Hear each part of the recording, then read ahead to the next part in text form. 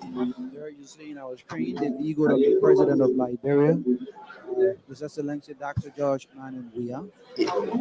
The joint sections, means senators and representatives, will go to receive the President, and he podium will be escorted to the to joint chambers. present his Yeah, Rana. Motion were raised. legislative agenda Motion were for the raised next by 12 months.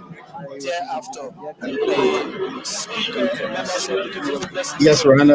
will You are call coming So, in. the yeah, so Charlie, so much for legislature will joining us. resume Thanks, tomorrow. thanks. You can come in now. So Yes, go ahead. here comes Zoe Emmanuel You Peno. been Zoe following. Emmanuel Charlie, are you Peno there? comes from Brangida County.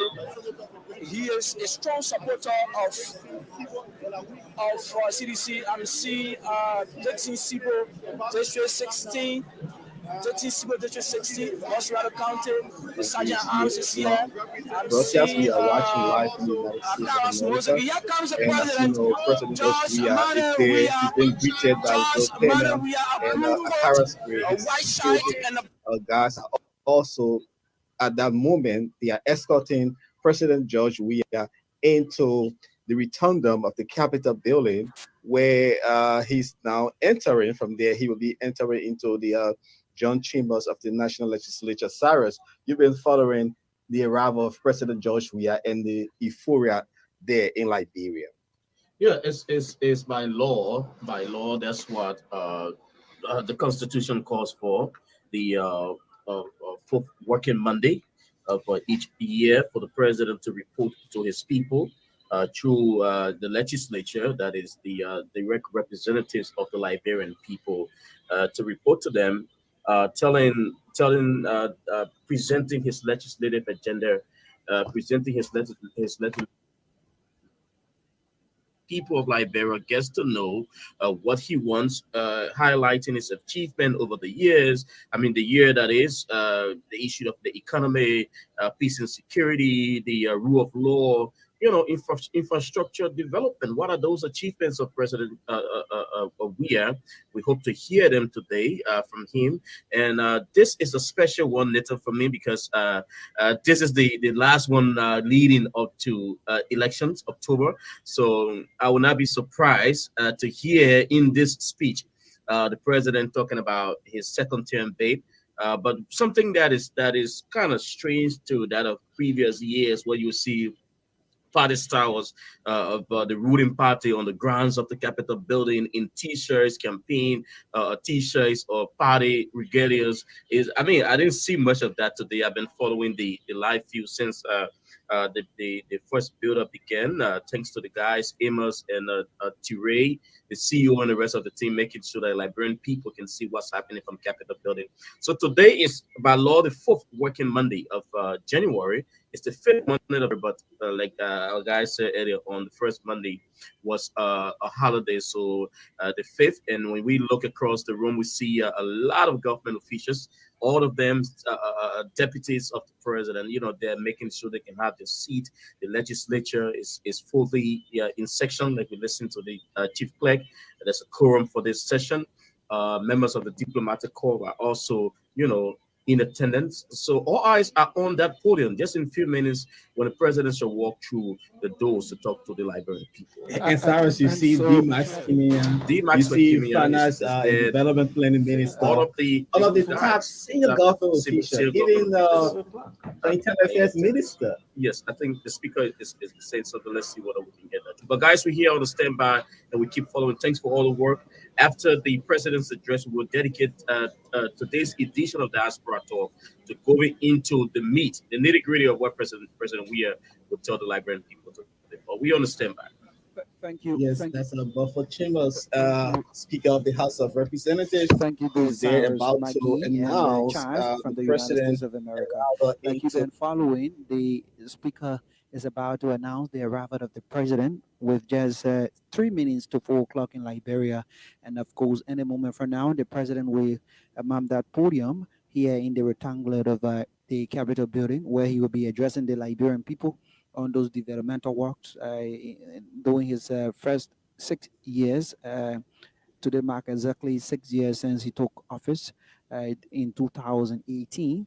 And so he be telling the people about those developmental works so far, those ones he will thing of doing, and I'm with the conviction that as we move to this election today, State of the Nation address is very cardinal because he be telling the Liberian people as we move to this election with the conviction I have.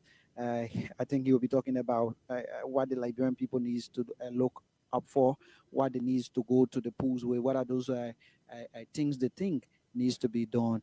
Those are things he will be telling us right here. And so I stay here. Thanks for following us. This is KMTV, and of course we are also live for those of you who have an Android phone. You can go on Play Store and download KMTV Liberia. We are now on Play Store, and you can also follow us through that medium. And so the grounds of the capital and the outside scales of the capital is very colorful. You have individuals from various political groupings that have come to grace the occasion. You have other political parties and individuals, like you listen to Honorable Yeke Koluba calling for a motion, but he was denied. And of course, the president uh, is, uh, is escorted by the sergeant arms and the Jones sections lawmakers, both from Senate and that of the House of Representatives. And so we wait to see what a and how it goes here.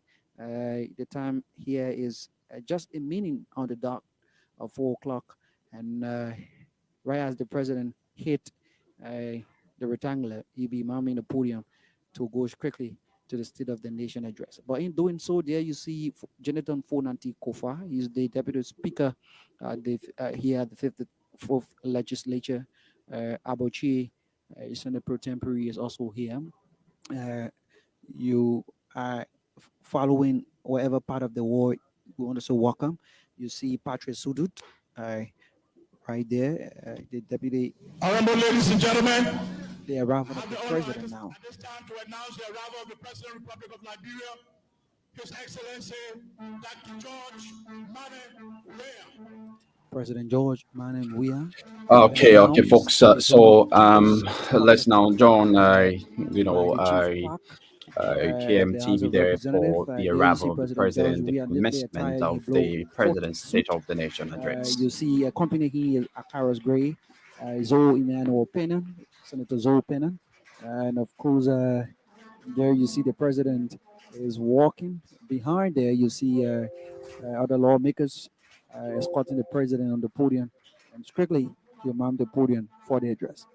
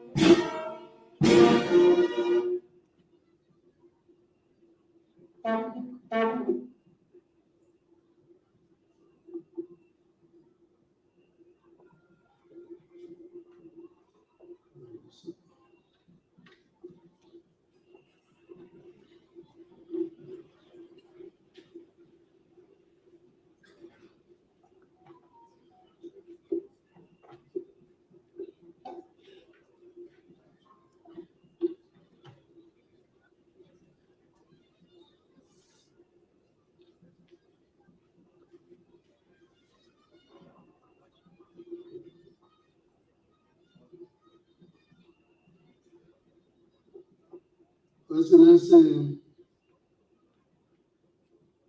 Chief Dr. Joel Howard Taylor, Vice President of the Republic of Liberia, Mr. Speaker, Mr. President pro tempore, honorable members of the 54th Legislature, Your Honor, the Chief Justice, the Associate Justices of the Supreme Court and members of the Judiciary, the Dean and members of the Cabinet and other government officials, the Doyen Excellency, the members of the Diplomatic and Consular Corps, His Excellency, the Special Representative of the Secretary General of the United Nations in Liberia, the Chief of Staff and men and women of the Armed Forces of Liberia, former officials of government, traditional leaders, chiefs and elders, political and business leaders, religious leaders, officers and members of the National Bar Association, labor and trade unions, civil society organizations, members of the Fourth Estate, special guests, fellow Liberians, distinguished ladies and gentlemen.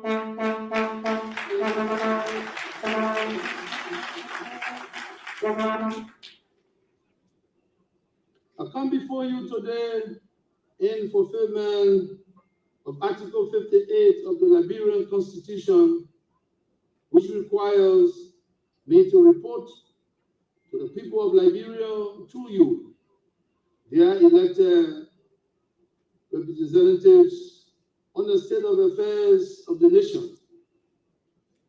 This year has a special meaning for me, as it marks the sixth and final state of the nation addressed to this honorable body for the term of my presidency, to which I have been elected. In 2017, I was given a resounding mandate by the Liberian people to steer the nation through a constitutionally guaranteed 6 year terms. As this year concludes that period, I am happy to appraise you, my fellow compatriots, of the enormous progress that has been made in spite of inevitable challenges. Madam Vice President, Mr. Speaker, members of the National Legislature, let me welcome you back from your annual break. It is my hope that your individual endeavors during this much deserved interlude prove useful and productive, including interactions with your constituents. I look forward to more fruitful engagements during the course of the sixth session. The past years marked a crucial historical milestone for Liberia when we celebrated 200 years of the founding of our nation. I need not elaborate you with accounts of how much we have all been through as a people during these 2 centuries, including wars, pestilence, and economic setback and downturn. But together, we have remained strong and vibrant and have managed to always emerge triumphant and united through after every trials and tribulation, regardless of our ethnic background, religious beliefs, or political affiliations.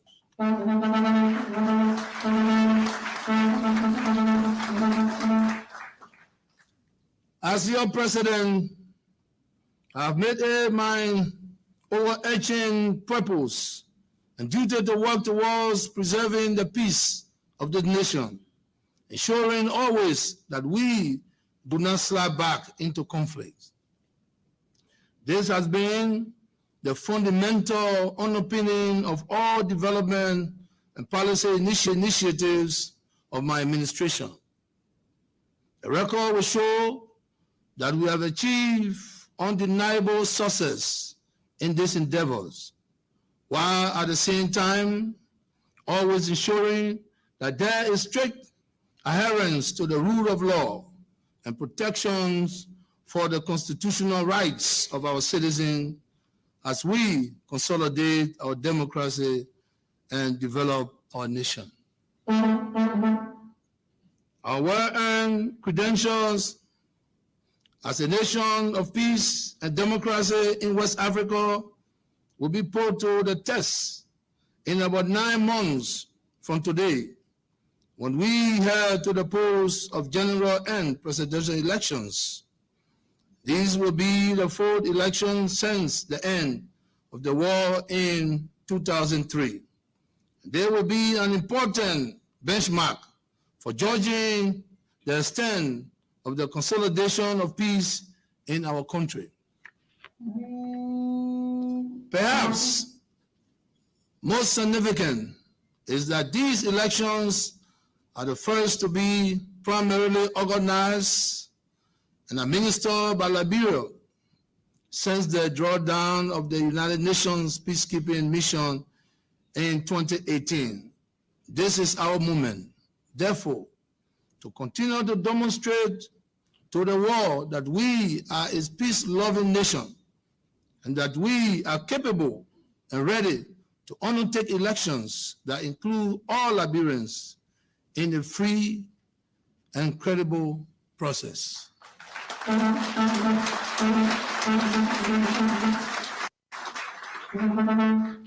Not only to our individual patriotism we put on trial, but our institutions of democracy will also be tested. I am of the strongest conviction that this is a test that we can and we will pass.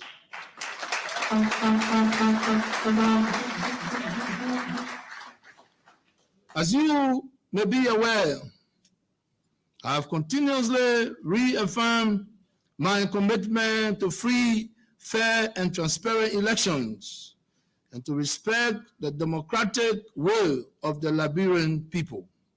I remain committed to that pledge.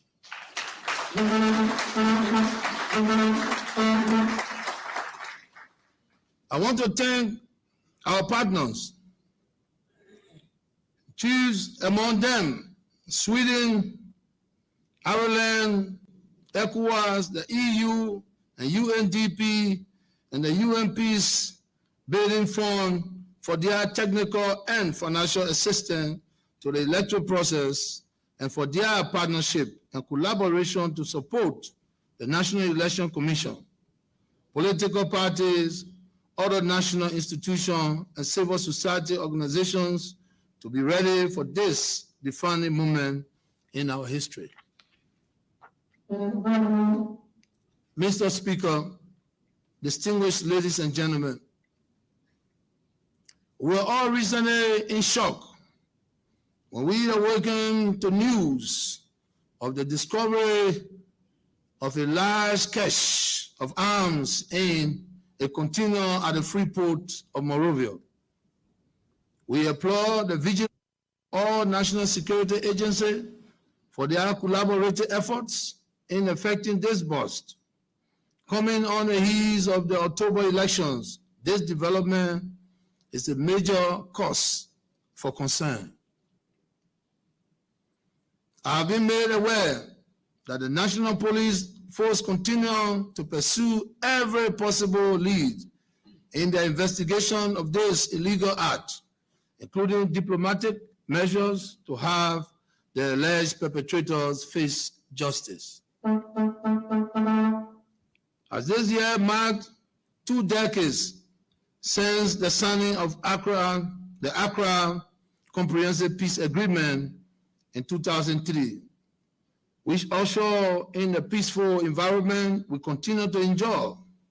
It is my hope that we can work together, putting aside our political differences, in ensuring that we can all peacefully abide together in our sweet land of liberty without the chaos of recent years.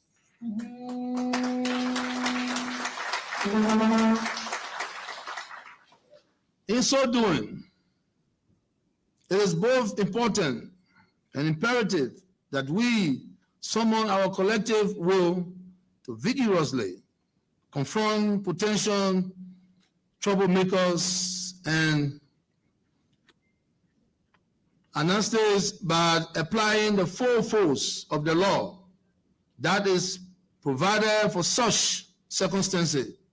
We owe it to ourselves, to our children, and to our children's children to repel and eliminate any threats to our hard-won peace.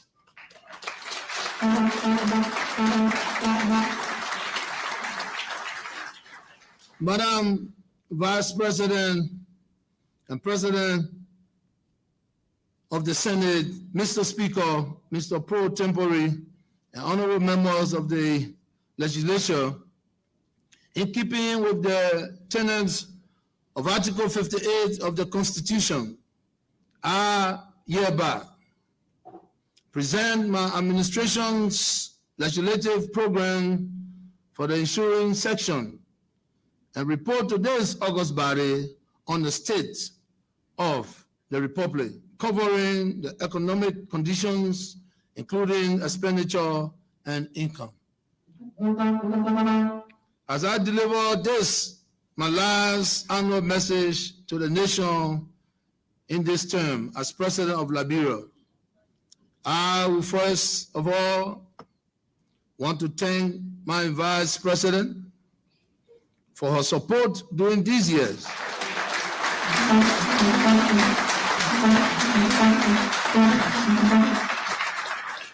I would also like to extend a special thanks and appreciation to the legislatures and the judiciary for the level of cooperation and collaboration that our three branches have enjoyed during these past years. Mr. Speaker, since this is my last annual message during this term, permit me to aggregate the total number of bills that have been passed during my administration to date.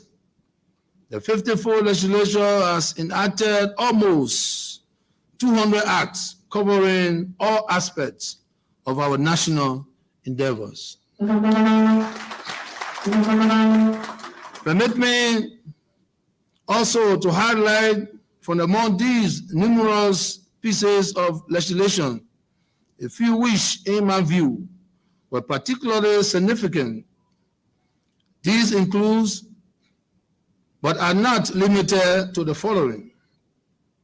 I applaud you for passage of the Land Rights Act and the Local Government Act in your first session in 2018. The Land Rights Act has been considered by many as the most progressive pre-community land reform law on the African continent, as it recognizes and protects customary land tenure, as well as women's rights to land.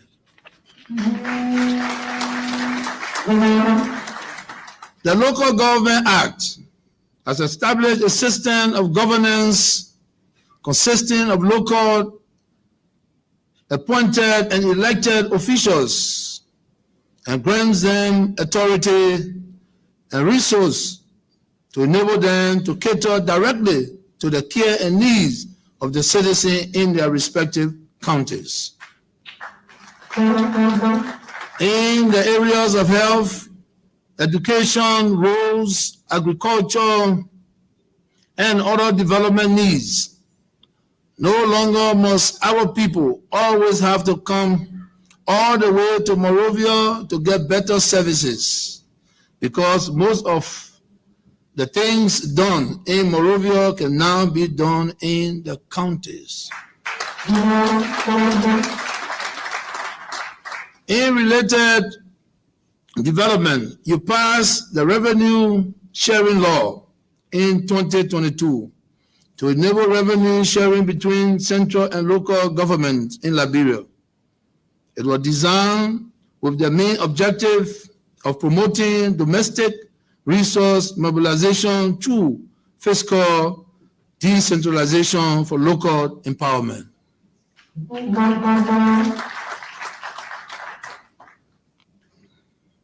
In 2019, during the second session, approximately 54 pieces of legislation were passed, amounting to the second highest number of bills passed during a single session under this administration.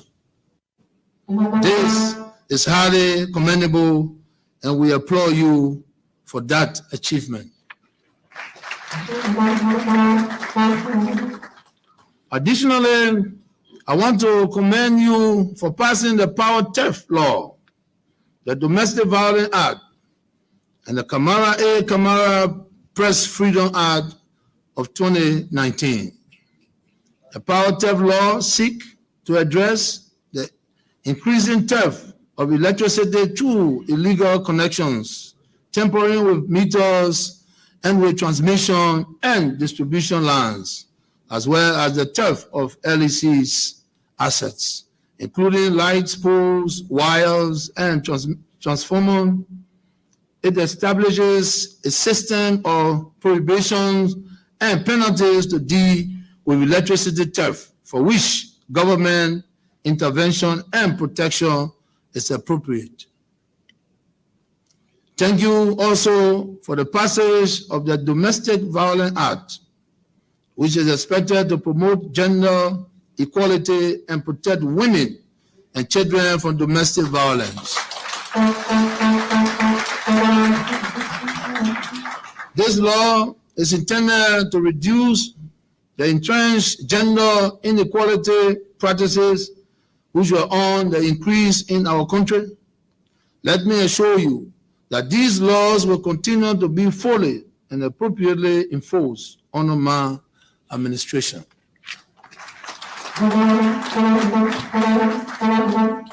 Let me also congratulate you for the enactment into law of the Abdullah Kamara Act of Press Freedom, which is a very historic piece of legislation that codifies and criminalizes free speech as enshrined in our 1986 Constitution. With the passage of this new law, we have cast into the dustbin of history all updated criminal status that once restricted freedom of speech.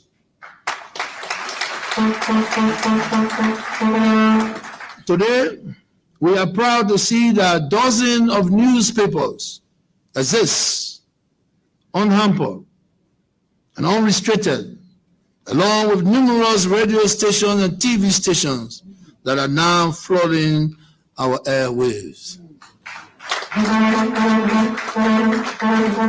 Mr. Speaker, while there were other significant bills enacted in 2020 and 2021 in the interest of time, I would like to draw your attention only to some of the bills passed last year, which is the year under review.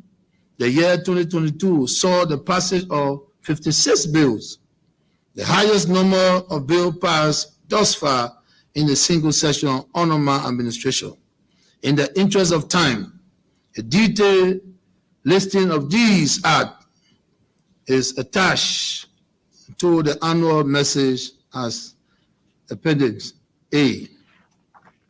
Among these were several judicial reform bills, including a bill to provide conditions and authority to arrest, a bill to provide for a new standard of preliminary examination in cases above the trial jurisdictions of magistrate and justices of the peace, a bill to provide for plea bargaining, and a bill to provide for the appointment of additional relieving judges.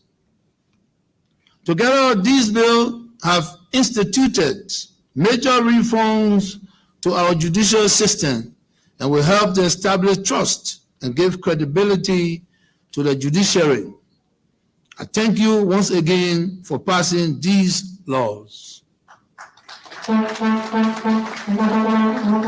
Mr. Speaker, as our fight against corruption and financial crimes remain paramount, we applaud you also for passage of bills seeking to strengthen our integrity institution, such as the amended Central Bank of Liberia Act, the Financial Intelligence Agency Act, the Anti-Money Laundering, Terrorist Financing, Preventive Measures, and Proceed of Crime Act 2021, the new Internal Audit Agency Act, and the amended and restricted Liberia Anti-Corruption Commission Act. Together, these laws will strengthen our anti-graft institutions and minimize the vices associated with corruption and financial crime in our country. They will also further strengthen our financial sector and make it consistent with international best practices, and will also ensure secure financial transactions in support of our monetary and fiscal policy. Thank you also for the ratification of several agreements with our international partner to provide development financing in support of our budget and infrastructure needs.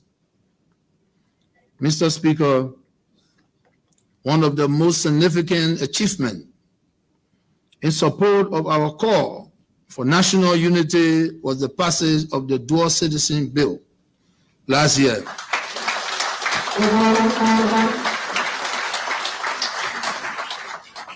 Which was the year of our bicentennial. The moral significance of restoring citizenship rights to our brothers and sisters in the diaspora cannot be overemphasized. We now call on our families from the diaspora to come home and join us in the noble and patriotic task of nation building, so that we all continue to enjoy our sweet and glorious land of liberty, which was given to Liberians by God's command.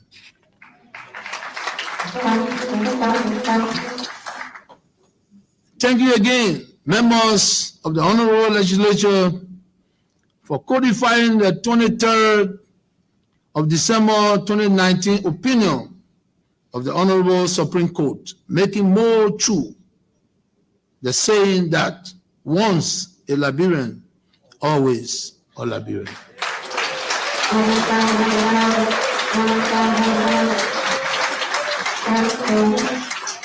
Madam Vice President, Mr. Speaker, Mr. President pro tempore, and honorable members of the legislature, while we applaud you for the record-breaking passage of these various bills, we would like to remind you, however, of some important bills that are still pending before you, including the following: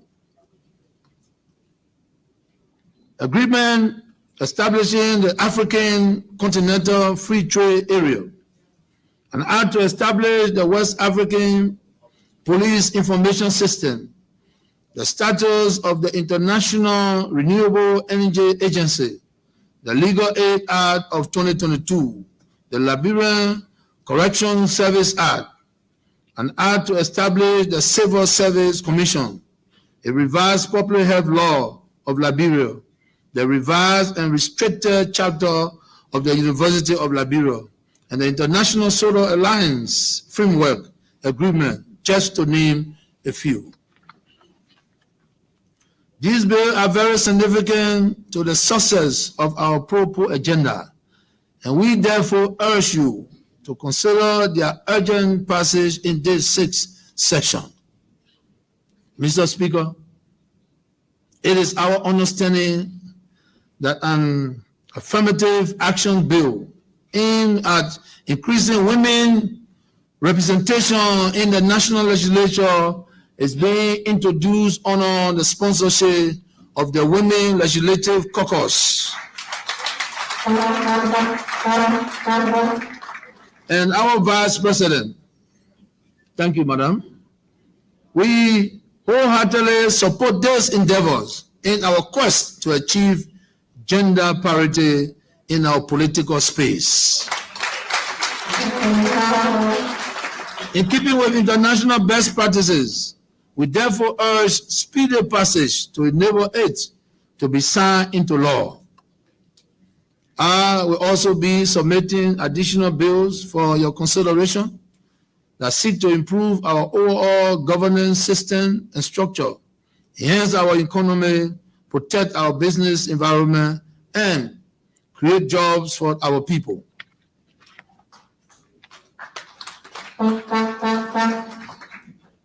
Mr. Speaker, under this administration, a total of 22 executive orders were issued by me, from Executive Order 93 to Executive Order 114, in order to meet exigencies that could not await the lengthy legislative processes.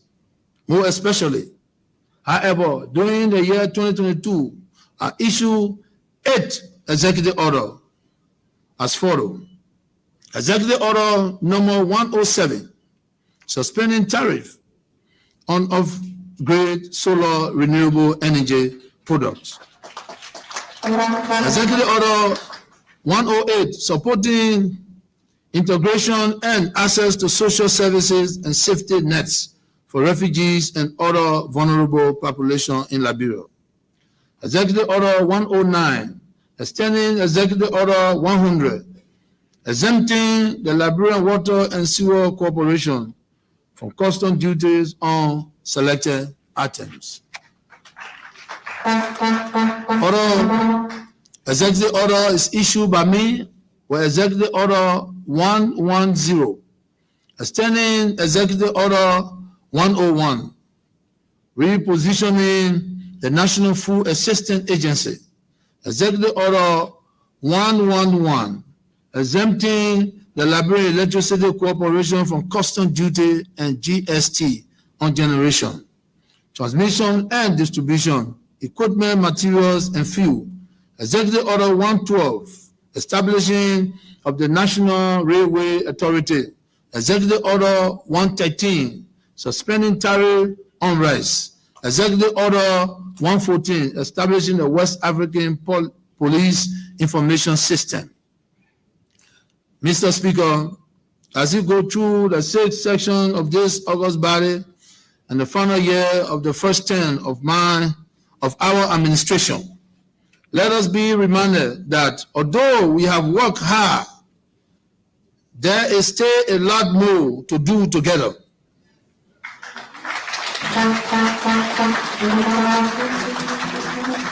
Mr. Speaker, as we go through the 6th session of this August body and the final years of the first term of our administration, let us be reminded that although we have worked hard, there is still a lot more to do together. We must now recharge our energies and redouble our efforts to complete what we started 5 years ago.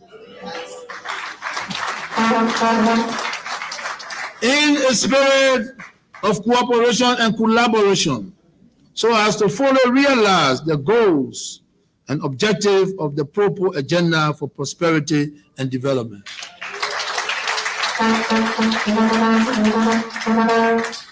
Madam Vice President, Mr. Speaker, Mr. President pro tempore, and honorable members of the legislature, in fulfilling my official duty to report to you on the state of the Republic, our constitutional mandates that specify mention should be made of national income and public expenditure.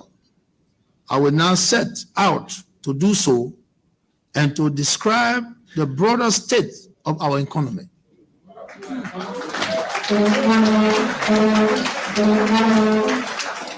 Permit me now to take us all back to the beginning of the macroeconomic journey that we began 5 years ago.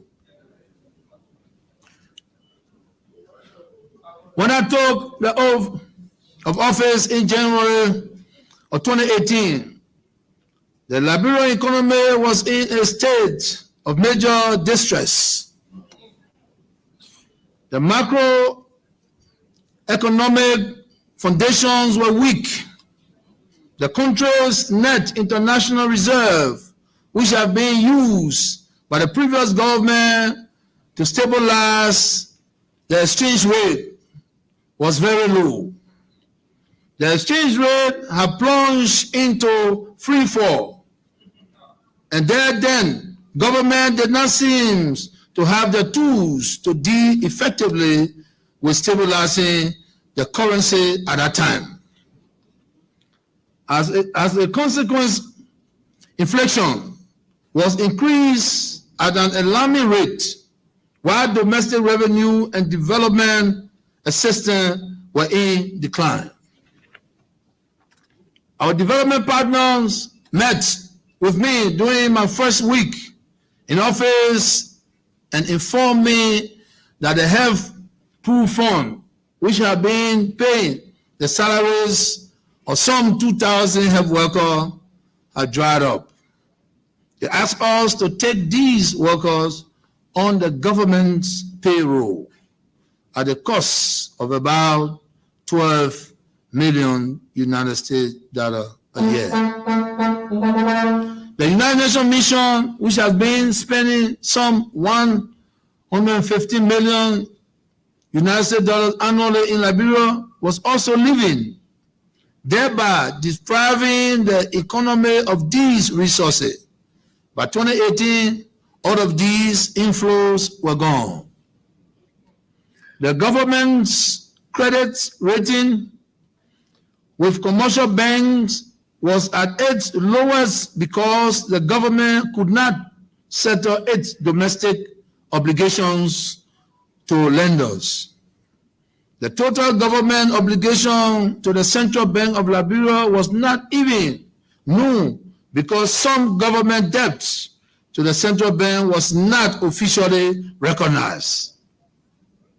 This was the bleak nature of our economy when we assumed responsibilities for the leadership of the government at the beginning of 2018.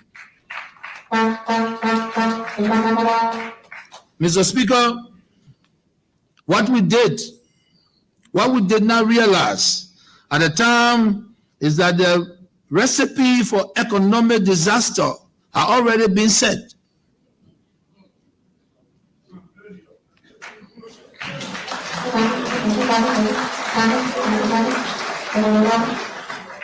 We assumed that our economy was sitting on a strong foundation, but we were in for a rude awakening when the decline in the exchange rate began to accelerate.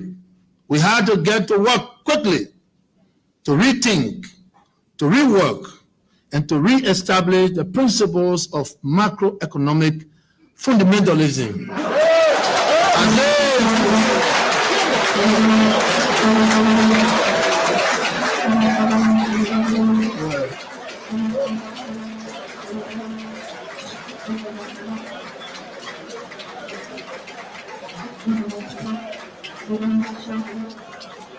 As they are known around the world, in 2019, I delivered an economic address to the nation in which I announced an end to government borrowing from the Central Bank of Liberia.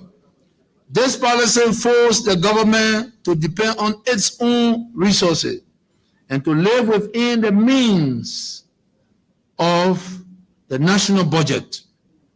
This was a policy to help contain inflation and to reduce government deficit.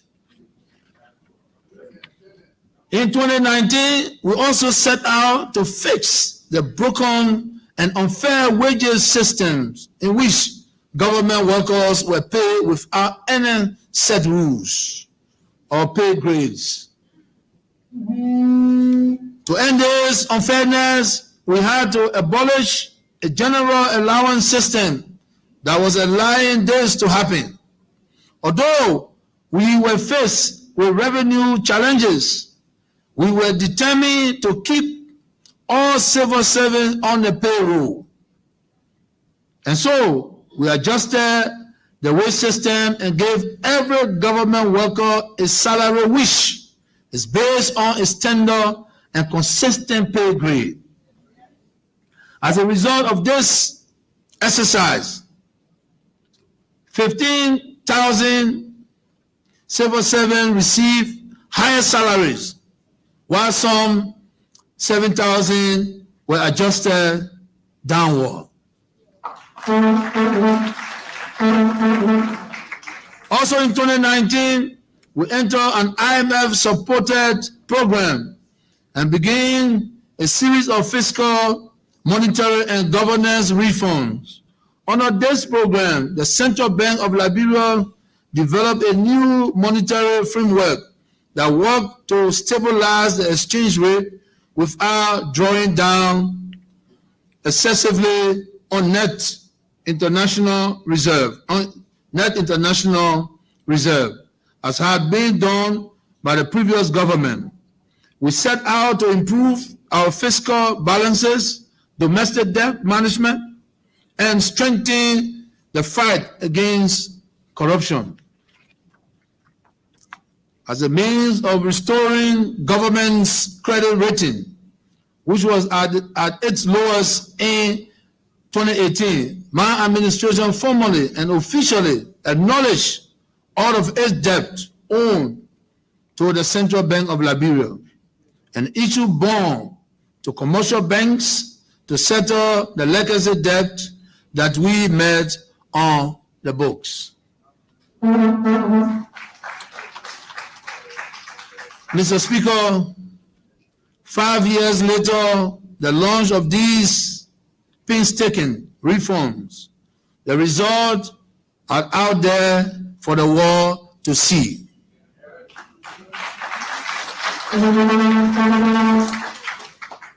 Mr. Speaker, 5 years after the launch of these painstaking reforms, the results are out there for the world to see. Today, Liberia is a macroeconomic exemption in the West African region. We have brought inflation down from a high of 30% to a single-digit rate that is now under 7%. We accomplished this in just under 2 years, making it one of the fastest rates of inflation collapse in record economic history. We also stabilized the exchange rate for one of the longest periods, and we grew net international reserve to their highest level in decades.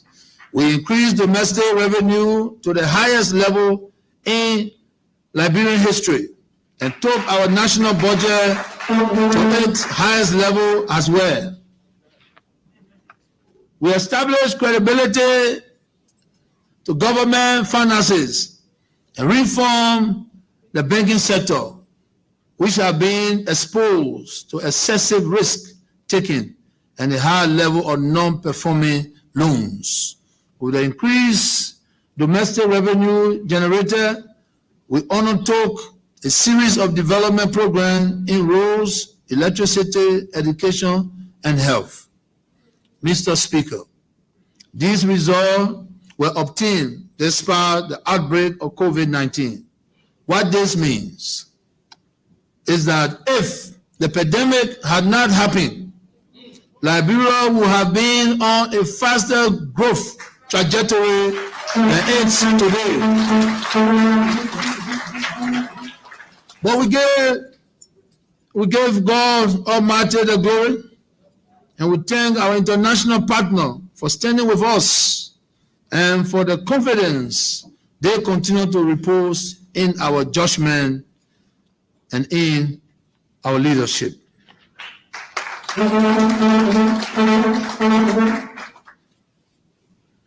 These are the broad lines of the history that will define our administration as we face national elections in 2023.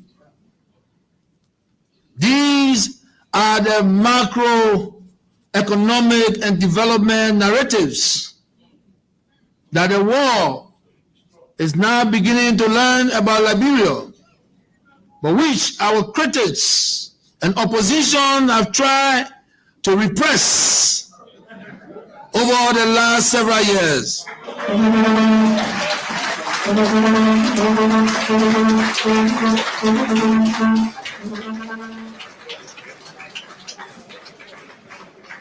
But as it is often said, that truth crushed to the ground shall rise again.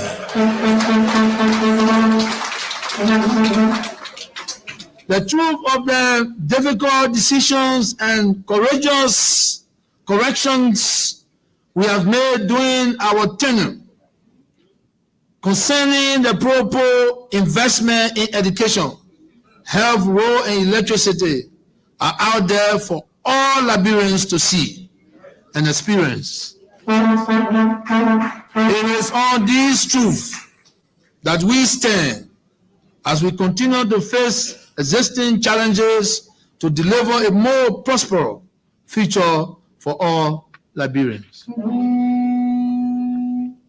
Mr. Speaker, let me now turn to the fulfillment of my constitutional responsibility to report to you that which obtained with the nation's finances in the last fiscal year. Revenue collection for 2022, including grants, was $740 million United States dollars compared to $646 million United States dollars in 2021. A large part of this difference is attributable to an increase in domestic revenue mobilization for the calendar year 2022.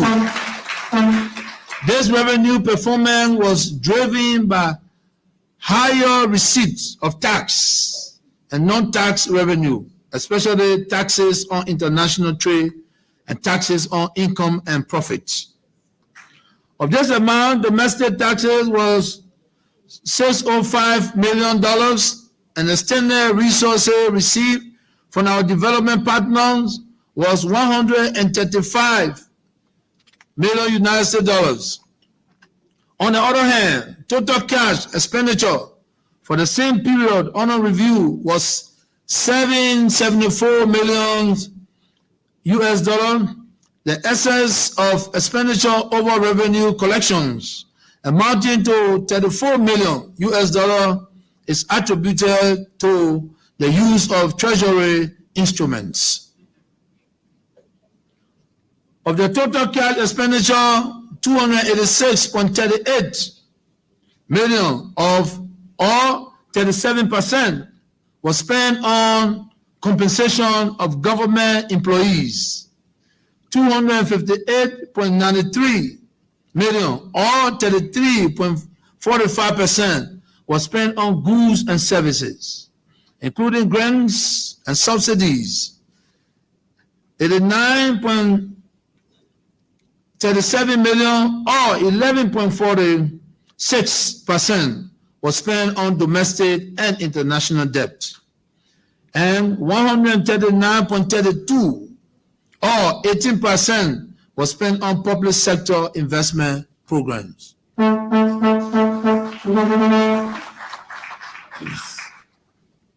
The The past fiscal year recorded the highest level of domestic revenue performance since the end of the civil conflict. This is clear evidence of economic recovery and macroeconomic stability. We continue to show strong improvement in mobilizing domestic revenue, which are due to keep reforms on the domestic revenue mobilization strategy of the Liberian Revenue Authority. These may include expanding the tax base, minimizing revenue loss through raising the tax effort, building public confidence in the tax system, and implementing greater effectiveness and efficiency in tax administration through innovation and technology.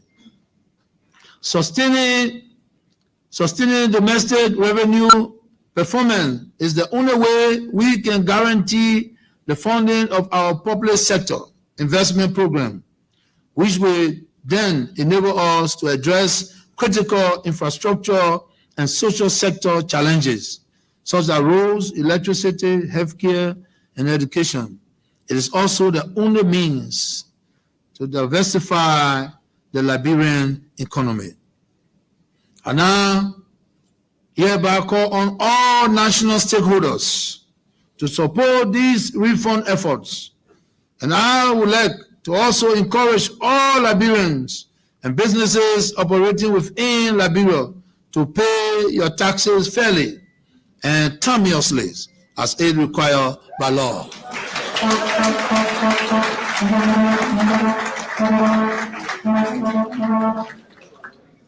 Last year, we spent $139.32 million on public sector investment to support public sector investment for the 2023 fiscal year.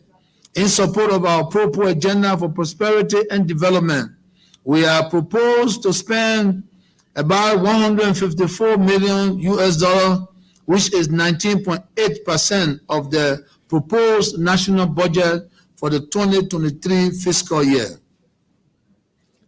Major public expenditure items include $46 million, mainly for the transmission of electricity from La Côte d'Ivoire through the CSLG transmission lines, and to expand our electricity distribution, about $44 million for road infrastructure, $23 million through the National Road Fund, $21 million through direct national budget, and about $36 million for the holding of the 2023 presidential and legislative elections. Thus, Mr. Speaker, electricity, roads, and elections will consume about $126 million in 2023, demonstrating my government's commitment to put the Liberian people's money where it matters the most. Mr. Speaker, during the year under review, the government made significant intervention in a number of sectors, including health, education, social development services, energy, and environment. In the health sector, we spent about $17.3 million on vaccines and vaccine-related supplies, COVID-19 vaccination, administration, and drugs and medical consumables. In the education sector, we spent nearly $38.9 million on tuition-free policy, renovating of public university, WISE, and junior high school examination, the support to closing teachers' salary gaps, project and support to the engineering college. In the social development sector, we spent around $12.8 million on the county tour implementation and sports checks, the National County Meet Tournament, the completions of the Omega and Douala Market projects, the continuations of the Abano Society headquarters construction, and our contribution to the National County Project through the Liberian Agency for Community Empowerment. In the energy sector, we spent about $29.7 million on the CLSG payment, streetlights, and LEC transformer project, as well as the River G hydropower project. Mr. Speaker, as you are aware, for at least the last 50 years, Liberia fiscal year has run from July 1st to June 30. Liberia was the only country in the ECOWAS sub-region to have this July-June fiscal year, which was inconsistent with the rest of the countries in the region. I am now pleased to announce that after successful adjustment in 2021, the year 2022 marked the first full implementation of the calendar year budget in our nation's history, making it now to align with the rest of the ECOWAS sub-region. This has made reporting and regional comparison between Liberia and ECOWAS countries much easier.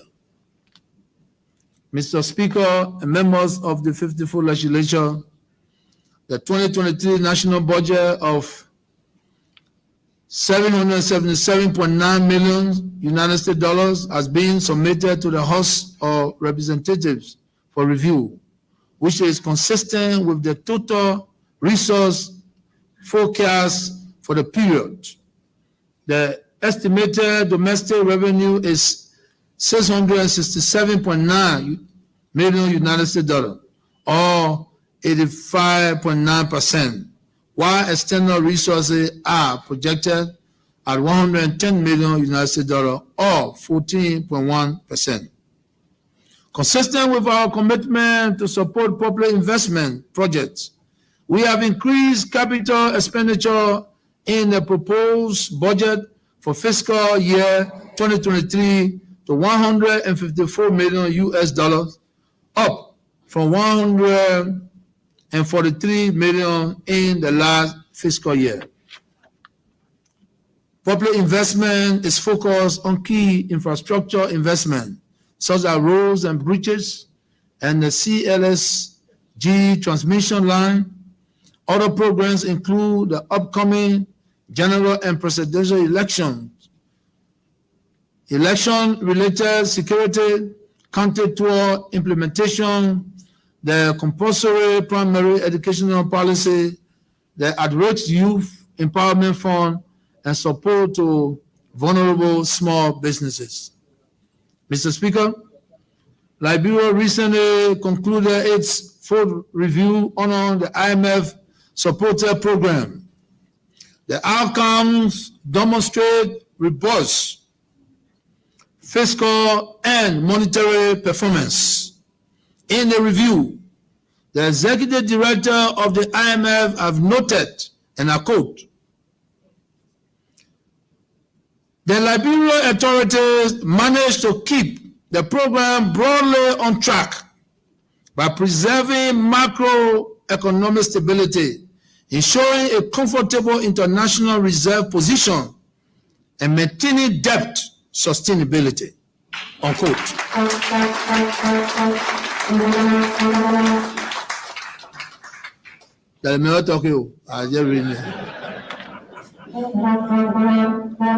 This favorable appraisal by the IMF was promptly followed by a transfer of $22.1 million United States dollars to the Central Bank of Liberia to increase the nation's reserve stock. LC, I perform where they brought me something again. Yeah. Yeah. Àwọn kan dey perform, then they go give us dance.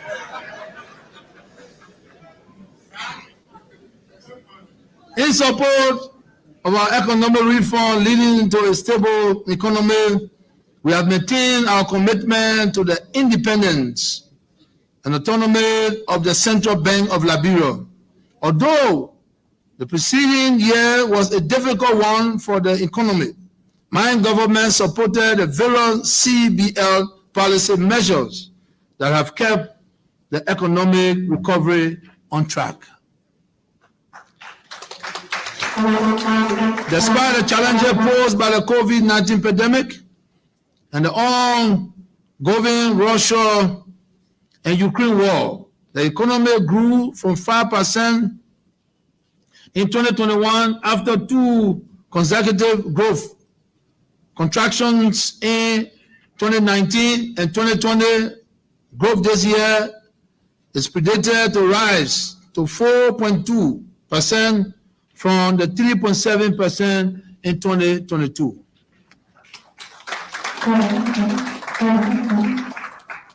Our macroeconomic environment remains relatively stable at a time when several other countries in our region are facing serious macroeconomic challenges. We hope and pray God that our friends recover. Inflation at end December 2022 was 6.9%, and the exchange rate between the Liberian dollar and the United States dollar has remained stable within the range of 150 to 153 for the past 12 years. 12 months, for the past 12 months, 12 months.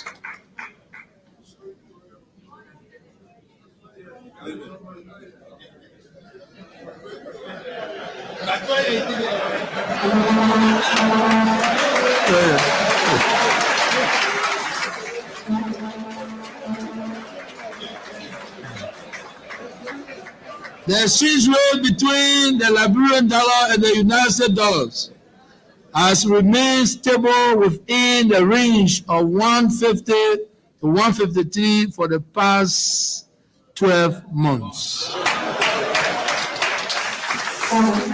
Mr. Speaker, we have made a significant progress in restructuring our domestic debt. At the outset of the IMF supported program 3 years ago, all legacy loans owed to the Central Bank of Liberia, including the debt owed to the Old National Bank of Liberia, were bundled into a restructured and consolidated loan. My government continues to live up to its obligation in meeting these payments in support of the recapitalization of the Central Bank of Liberia. I am pleased to inform you that the recent debt sustainability analysis by the IMF has upgraded Liberia's debt management rating from high risk of total debt distress to moderate risk of total debt distress. You see, that's what you call. For high rate, it was difficult. Now you say moderate, that means a balance. As a government, we remain committed to pursuing concessional financing to support our public sector investment program. This is consistent with our long-term strategy on debt sustainability.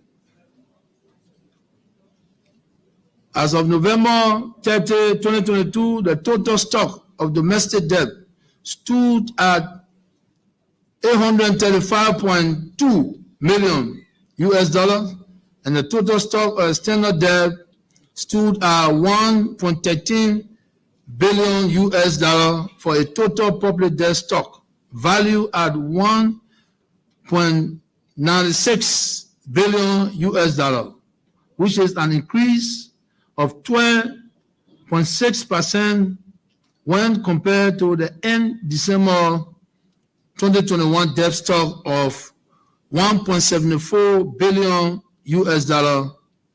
The growth in the debt stock was mostly triggered by disbursement from external and domestic creditors. The government paid $89.37 million US in debt service on both domestic and foreign debt. Of the total debt service, interest payment accounted for $33 million US, or 36.9%, while principal repayment account for $56.37 million US, or 63.1%. Also, from the total debt service, $57.7 million US was paid to the Central Bank of Liberia, to commercial banks for treasury bonds, and to other institutions for domestic debt, while $32.3 million was paid to multilateral and bilateral partners. Of the domestic payment of $57.7 million US, about $17.8 million, or 31%, was paid to the Central Bank of Liberia. This payment and the ongoing continuous payments of government's obligation to the Central Bank clearly demonstrate our government commitment and support to the financial and operational independence of the Central Bank of Liberia.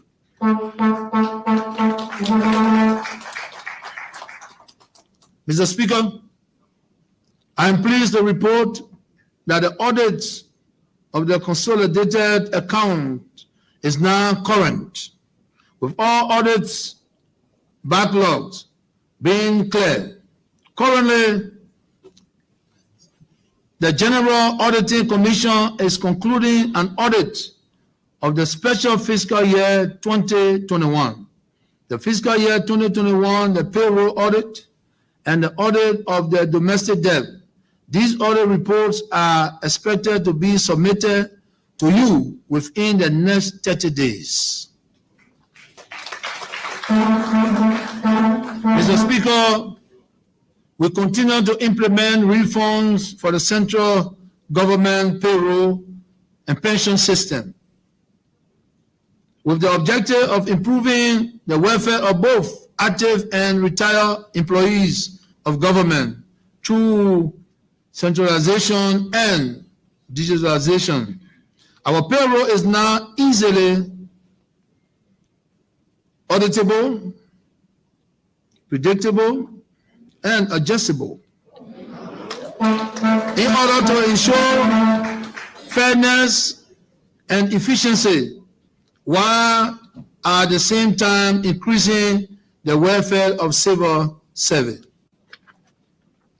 Since establishing payroll goals for all positions at the start of our reform in 2019, we have partially or fully increased or adjusted the gross salary of more than 28,000 government workers out of more than 70,000 government employees.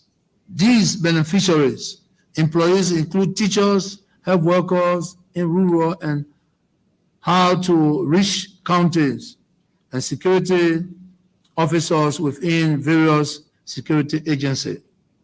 Others include academic staff at the University of Liberia, Tubman University in Maryland County, and the other community colleges outside Monrovia. These adjustments have been made possible through the larger fiscal space created under our reform efforts. Mr. Speaker, because of the integrated nature of these reforms, today we are executing the legal power of Anthony LP scheme and the Quick Cash Credit Scheme, which now benefit thousands of civil servants who, through salary deduction, now have access to fast credit for cash, building materials, furniture, and fixture, electronics, and food items. This year, we plan to expand the LPA scheme to rural Liberia to benefit more civil servants, including teachers, health workers, security officers, traditional leaders, and workers.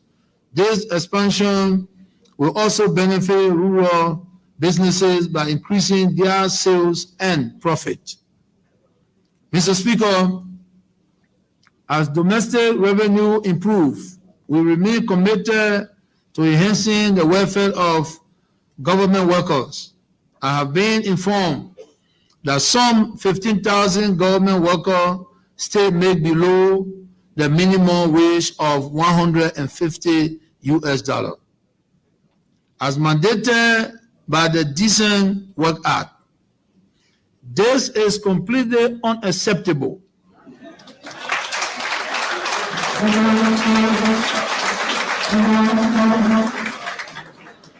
No government worker should make below the minimum wage mandated by public law. I have therefore directed that as part of this 2023 budget, the wages of all such workers be raised at or above the minimum wage. I am informed that the cost to achieving this is estimated at $6 million US annually. So I tell you that you can do it.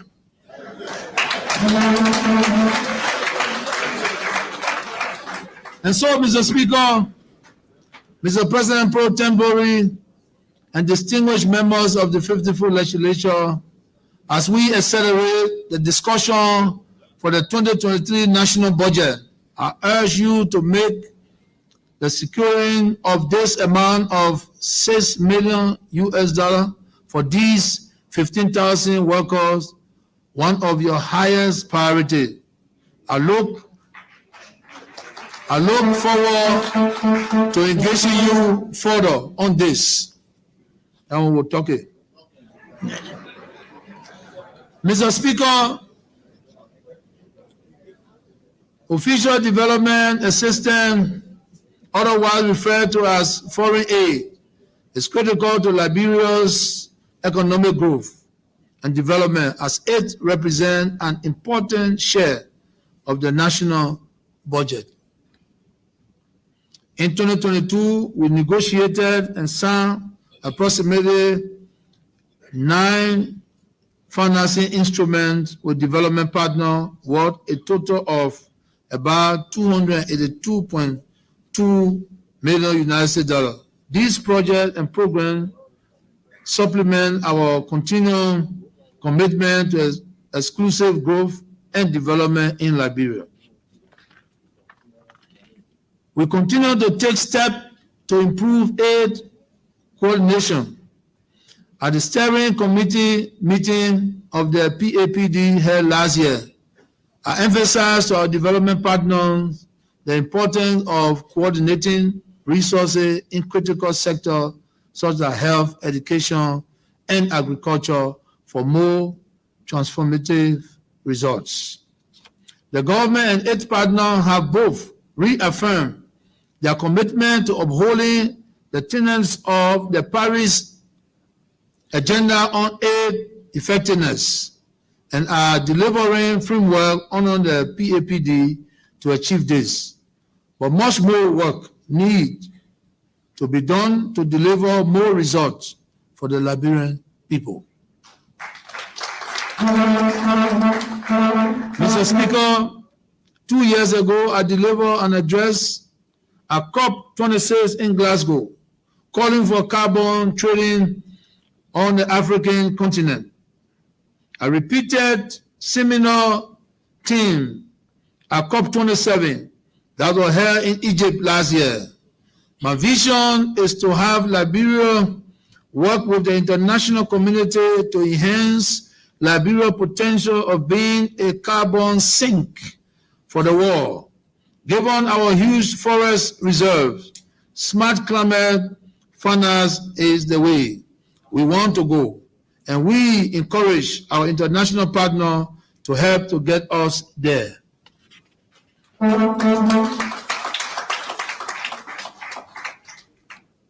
We are committed to doing our part to transition to this new model of climate change financing in Liberia. Liberia remains committed to the global climate change agenda and to meeting its nationally determined contribution. We are looking to improve governance of the forest sector and move towards a more effective management of our forest reserve as a means to transition to a better model of climate finance. We are also working to enlarge our protected areas and are committed to reducing our reliance on commercial logging, but much more needs to be done in this area, and we will continue to work along with our development partner to achieve these goals.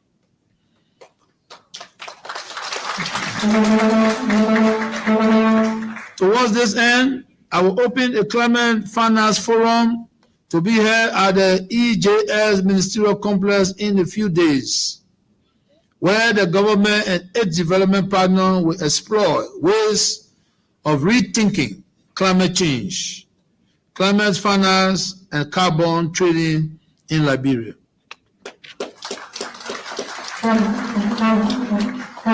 Mr. Speaker, climate change is affecting Liberia in various ways, and we are accordingly responding with meaningful projects.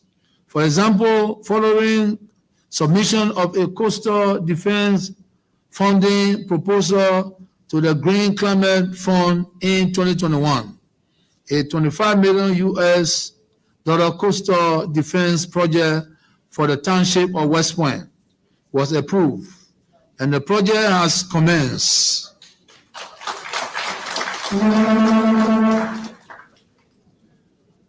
The chocolate button here. Another coastal defense project for Greenville, Sano County has also been approved by the Global Environment Facility at the cost of $10 million US. These two coastal defense projects are expected to reduce the vulnerabilities of the respective community against the adverse impact of climate change. In this regard, I would like to thank our partners and stakeholders for assisting Liberia to secure the needed resources to address these glaring manifestations of climate change damage to some of our coastal communities. My government values the support provided by the UNDP, which is now only co-financing both projects, but which has helped Liberia to secure the resources needed from the GCF and GEF. UNDP is also partnering with the EPA and the Ministry of Mines to implement the program. Mr. Speaker, together we have worked to improve governance and to strengthen the fight against corruption and public accountability. You recently passed a new Liberia Anti-Corruption Commission Act that gives the LACC the prosecutorial power it has lacked, and also giving it greater independence from interference. For example, none of the 7 LACC commissioners under this new law can be removed or dismissed by any president, including me. I made sure that this provision was enshrined in the law because I wanted to make it very clear that my government has nothing to hide, and we are committed to fighting corruption You have also passed the Witness Protection Act and whistleblower laws. Additionally, my government has increased budgetary support to both the General Auditing Commission and the LACC. In the proposed budget, the LACC will receive the highest share of funding it has ever had in its history. We have also placed new leadership at the Internal Audit Agency. The government is working to place the IAA at the center of the fight against corruption, since it is the first anti-graft institution that can prevent corruption before it happens. We will increase the level of funding to the IAA in this 2023 budget, and we now challenge the new management of IAA to find innovative ways to protect public resources. Mr. Speaker, last year we passed 12 out of the 20 indicators of the Millennium Challenge Corporation scorecard. This is the first time Liberia has reached this level of success. These passes show improvement in the overall trend of governance under my administration. We continue to exert every effort to transform the governance space. However, the MCC report does show that we need to pay more attention to equality and effectiveness in health and education. To pay more attention to quality and effectiveness in health and education. With the increase in domestic revenue that has been engendered by this administration, we will look to apply these new resources for further development and enhance the nation's human capital.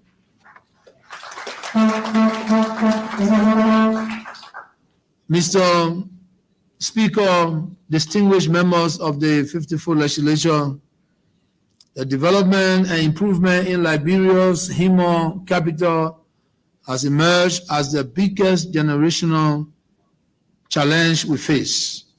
Education is the cornerstone for our national development agenda and the pathway to a brighter future for our young people. It will empower them to create opportunities for themselves, their community, and for our country. To this end, I have endorsed an education sector plan, which has been developed by the Ministry of Education in conjunction with our development partner. This plan, which will spend 5 years from 2023 to 2027, summarizing our vision for turning education around in Liberia. I'm confident that it will be a powerful tool to mitigate the current challenges in the education system, as it provides a strategy roadmap for the achievement of the key education policy goals of the government over the next 5 years.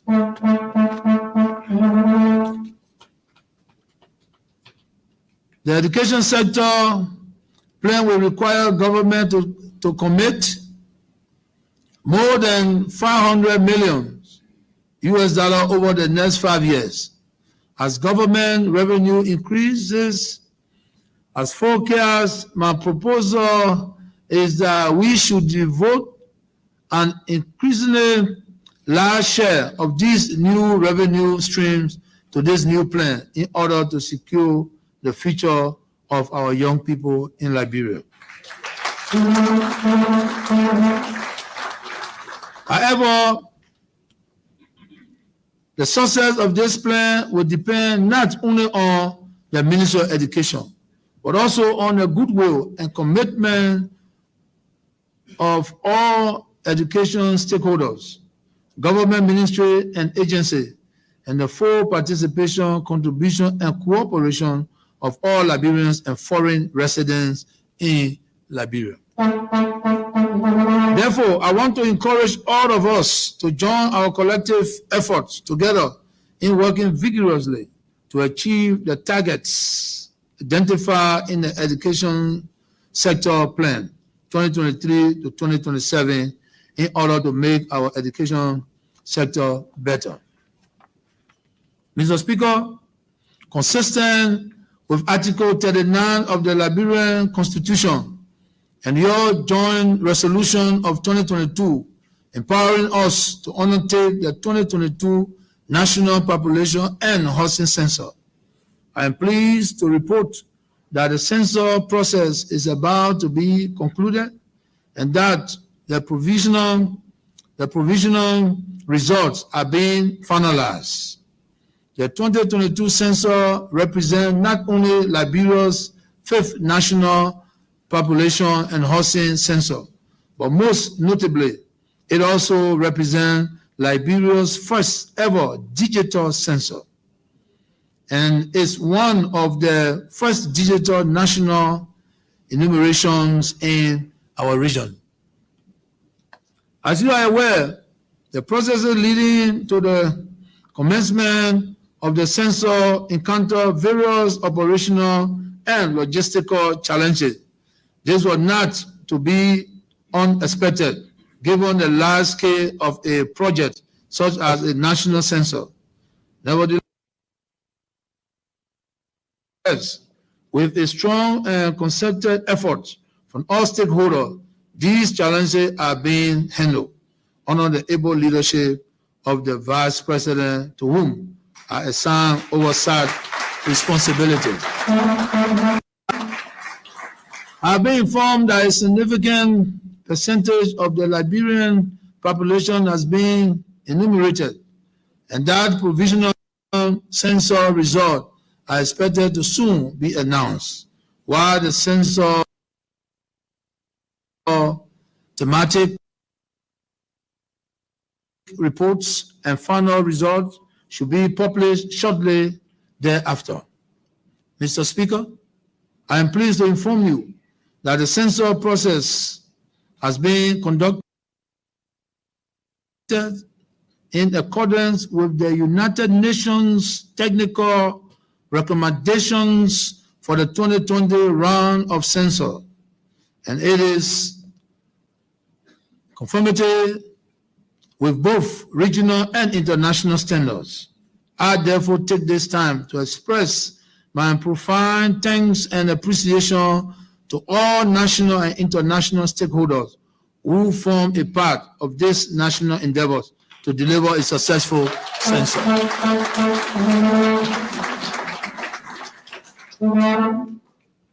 My special thanks and appreciation to also go to the many young persons who brave the tough environment across our nation and work from dusk to dawn until the process was successfully concluded. You are our national heroes. Congratulations for a job well done. Excuse me.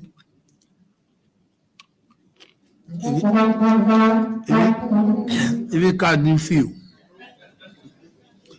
Madam Vice President, Mr. Speaker, Mr. President pro tempore, and members of the 54th Legislature, during the year under review, the Monetary Policy Trust of the Central Bank of Liberia was focused on price stability by keeping Liberian dollar money supply and liquidity in line with macroeconomic fundamentals.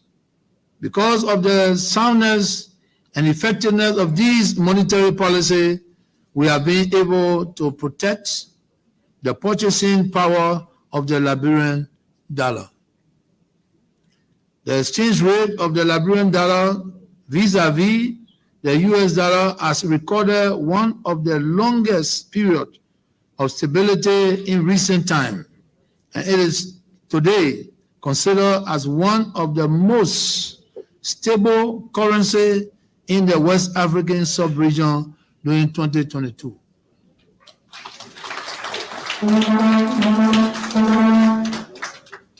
In 2023, our government will remain focused on improving the living standard of our people by promoting a low inflation and stable exchange rate environment, which are important preconditions for macroeconomic stability and sustainable economic development. Mr. Speaker, net personal remittances for the 11-month period, January to November 2022, including remittances terminated through mobile money wallets, expanded by 31.8% to $531.6 million, an increase from the $403.2 million US recorded for the corresponding period in 2021. This development showed that Liberia remains one of the major destinations of remittances in Africa. This is contributing significantly to our national development efforts. We would like to thank Liberians in the diaspora for their support in this direction. Mr. Speaker, we have endeavored to keep our banking system stable and sound as part of our effort to enhance confidence. During the year under review, the system continued to be capitalized and liquid, with increased lending to the private sector, as well as the growth in private deposit. However, the rising level of non-performing loans poses the single most important risk to the profitability and overall stability of the banking sector.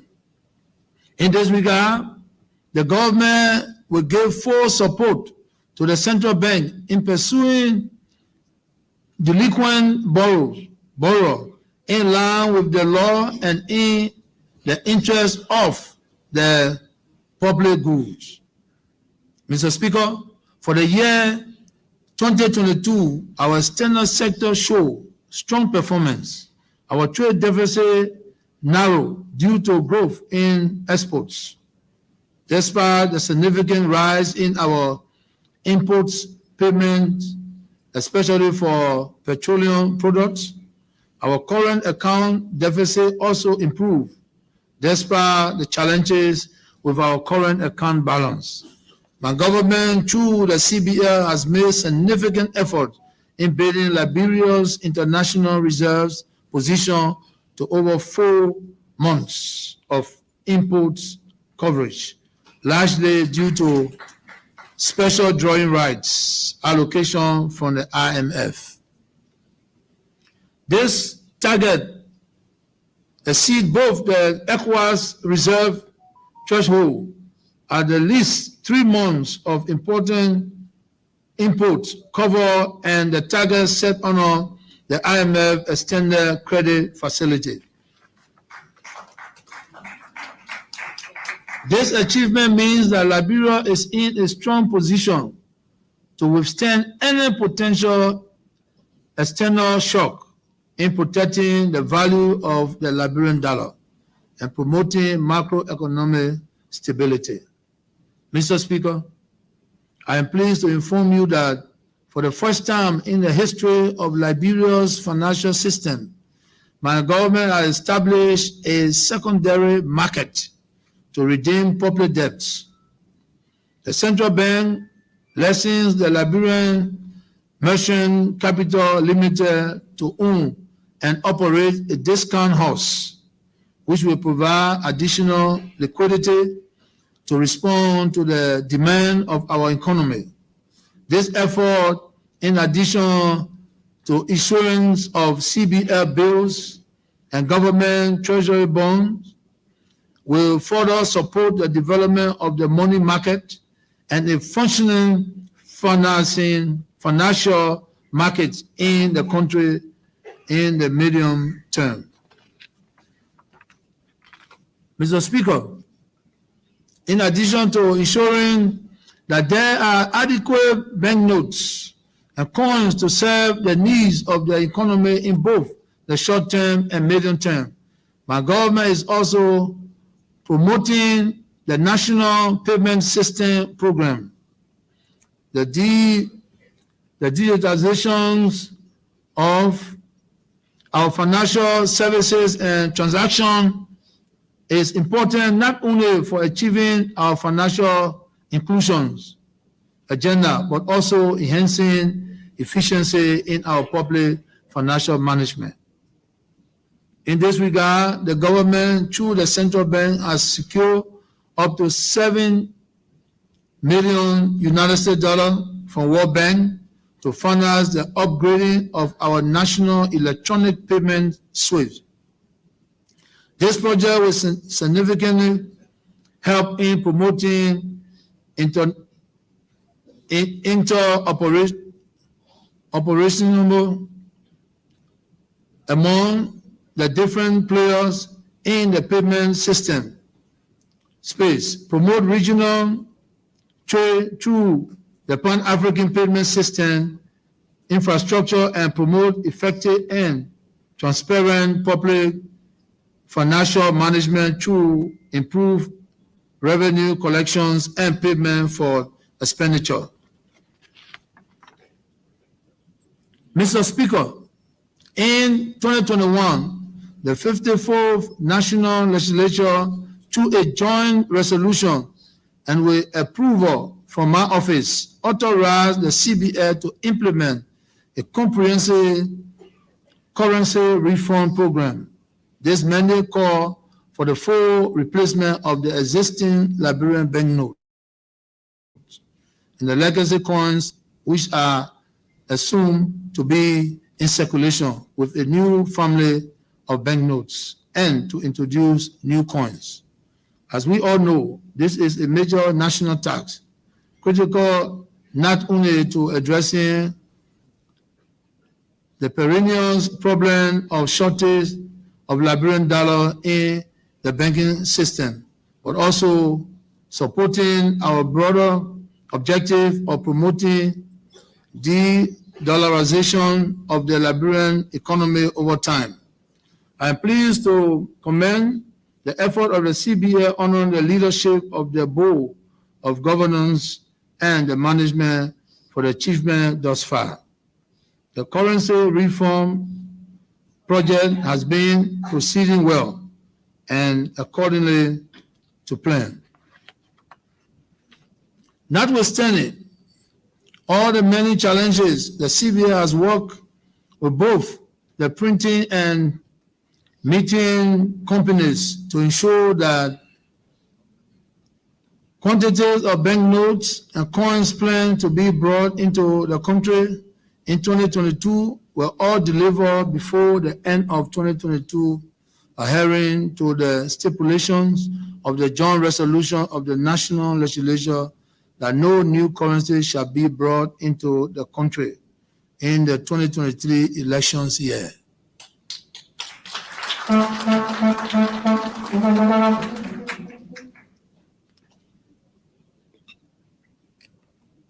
The total currency brought into the country during 2021 and 2022 was nearly 34 billion Liberian dollars in banknotes and coins. This amount represents 71.8% of the total 48.73 billion Liberian dollars that has been approved by you. The consignment brought into the country cover all the denominations, including 1,500 Liberian dollar, 100, 50, 20 for the banknote, and $10 and $5 for the coins.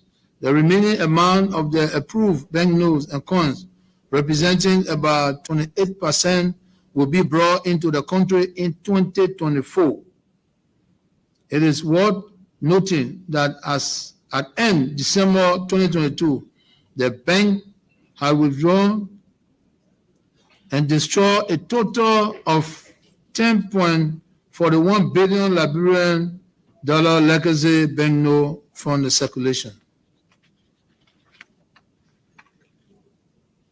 I am now pleased to inform you that in line with the bank-approved plan, the currency exchange SSR is being implemented in a gradual process.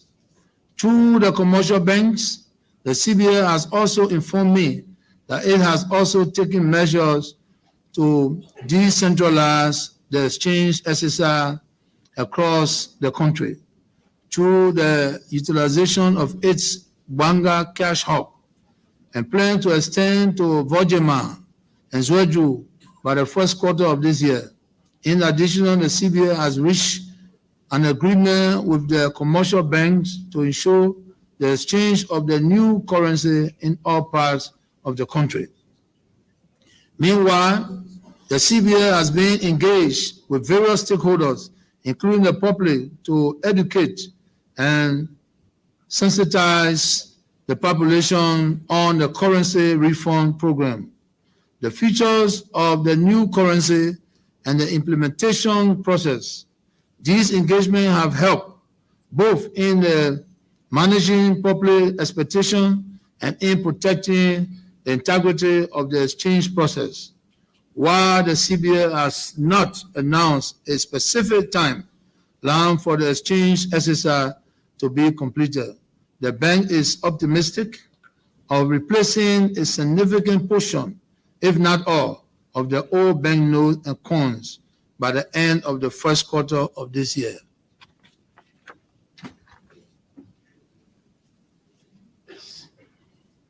As a government, it is important that we acknowledge the policy advice and technical support of our partners, notably the United States Agency for International Development, USAID, for hiring the services of CROW and the IMF, who provided the needed technical assistance to the CBN throughout this process. We want to say to USAID and the IMF that the government and people of Liberia are grateful to you for your support and assistance.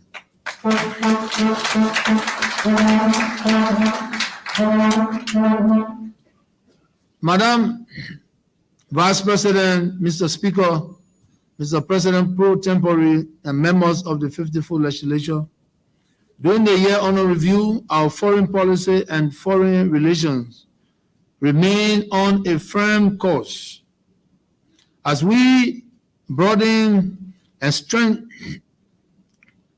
strengthen our ties with the international community on both the bilateral and multilateral levels. Of note is that the cessation of the COVID-19 pandemic allowed for in-person participation in summits and other meetings following 2 years of restriction. We were therefore enabled to fully participate in the activities of the international organization of which Liberia is a member. Consequently, we attended the statutory and extraordinary meetings of the Economic Community of West African States, the ECOWAS, the African Union, AU, and the United Nations, UN, either personal or by competent representation. Mr. Speaker, the period under review, the search for genuine and lasting peace in the sub-region, as well as the restoration of constitutional democracy, remain the priority issues on the agenda of ECOWAS. The security and political situation in Guinea, Mali, and Burkina Faso have been of paramount concern.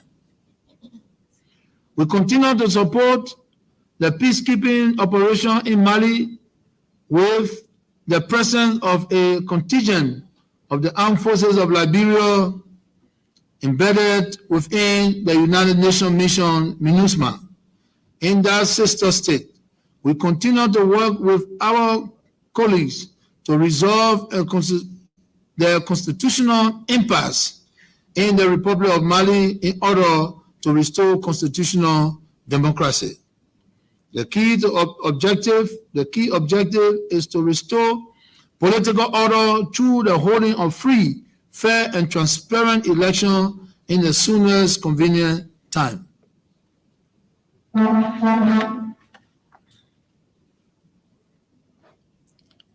The great security situation in the Sahel is of paramount concern to Liberia because it poses a serious threat to the peace and the security of the entire West African sub-region. My government will therefore do all within its power to support the transition agenda of ECOWAS aimed at bringing the Republic of Mali, Guinea, and Burkina Faso to peace, security, stability, democracy, and constitutional order.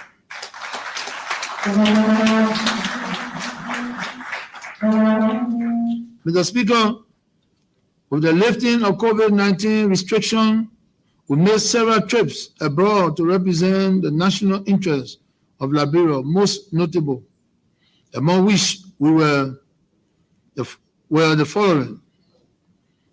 Antalya, Turkey, March 11-13, to attend the second Antalya Diplomacy Forum. On the sideline of the forum, we had a bilateral meeting with His Excellency Mr. Recep Tayyip Erdogan, President of the Republic of Turkey.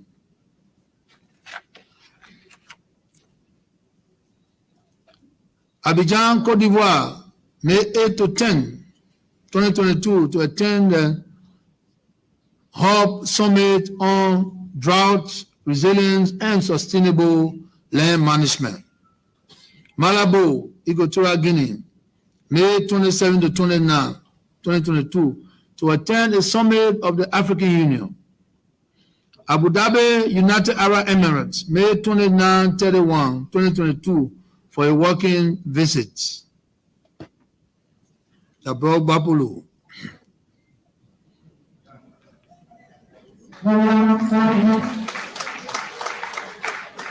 Accra, Ghana, June 1st to 9, 2022, to attend an extraordinary summit of ECOWAS. Accra, Ghana, July 2nd to 4th, 2022, to attend the ordinary session of the Authority of Heads of State and Government of ECOWAS. Dakar, Senegal, 6 to 8, 2022, to participate in the other summit for Africa. Yamoussoukro, Côte d'Ivoire, August 6-8, 2022, to participate in events marking the celebration of the 62nd independent anniversary of the Republic of Côte d'Ivoire. New York, USA, September 18 to 24, 2022, to attend the 77 sessions of the United Nations General Assembly.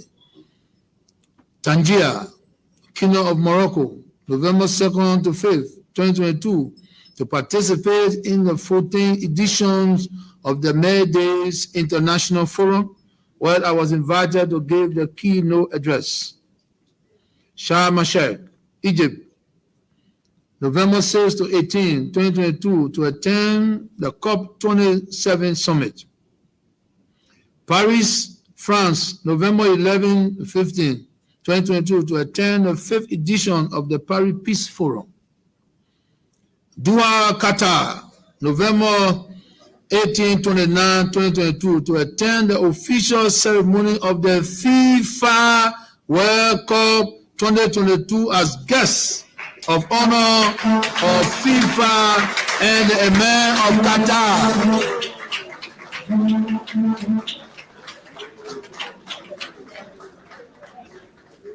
Principality of Monaco, December 1st to 2nd, 2022, to attend and serve as keynote speaker at the 30th edition of the International Peace and Sports Forum, and held bilateral discussion with His Serene Highness Albert II, Sovereign Prince of Monaco. my good friend. Mr. Speaker, last but by no means the least, our privilege to honor an invitation from Joseph Arab Biden, Jr., President of the United States of America,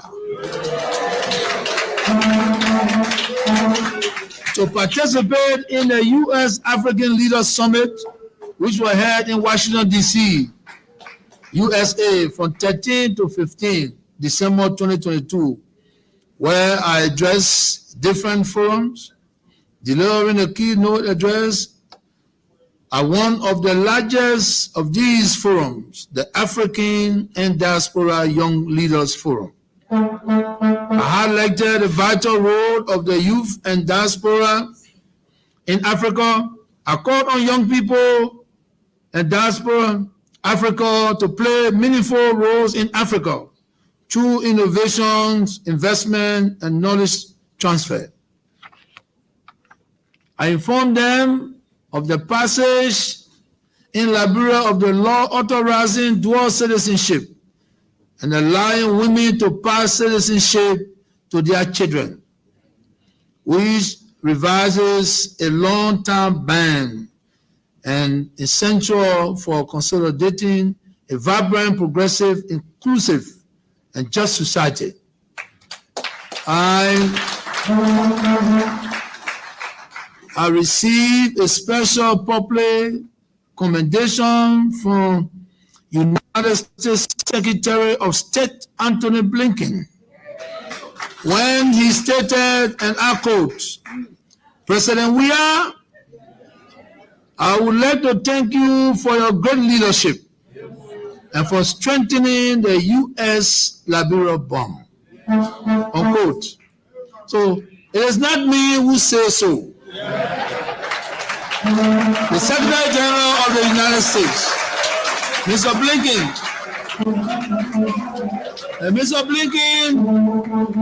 said, and I quote, "Mr. President, I am sure that U.S.-Liberia relations will flourish under your leadership," unquote.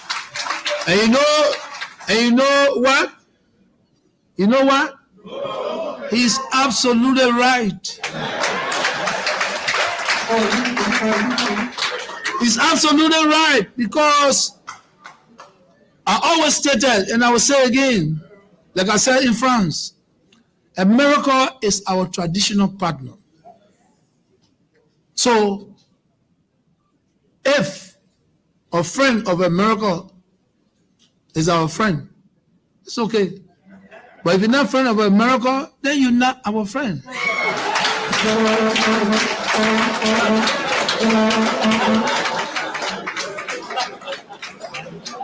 This is our traditional partner. The United States, look, let me tell you that hope to be leaders. Those that want to be leaders, there's no compromise. America is an ally of Liberia. Whether we like it or not, it's not to boast. It's not to boast. Never made a mistake. America is your partner. I am further pleased to inform you that I was among 5 other heads of state out of the nearly 50 African heads of states and government who were in attendance at the forum, who was specially selected to meet with President Biden at the White House. At the White House, we had a robust discussion with President Biden on a very crucial issue of elections, democracy, rule of law, and development. But you see, this is our country. When I'm not here, 2029, if I'm not here, you know what I'm saying?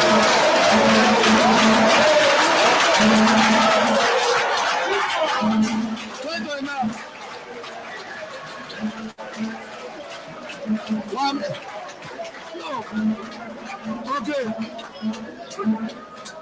While I am not here,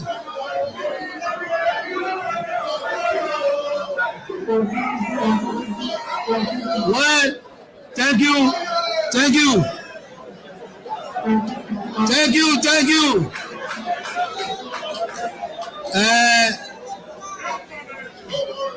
Thank you.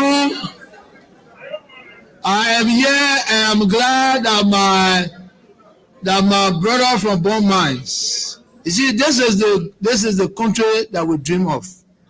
The country of democracy. This is the country that all of us wanted to be.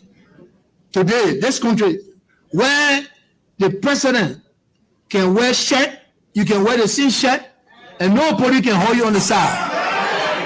This is the country that we're in, that when you bring open tag car, nobody can seize it from you because the president get open tag car. Previous government, if you wear the same suit like a president, they hold you on the side. But this is the true Liberia that all wanted, democracy, where you get freedom of speech, where there is no political prisoner. Where there is no political prisoner.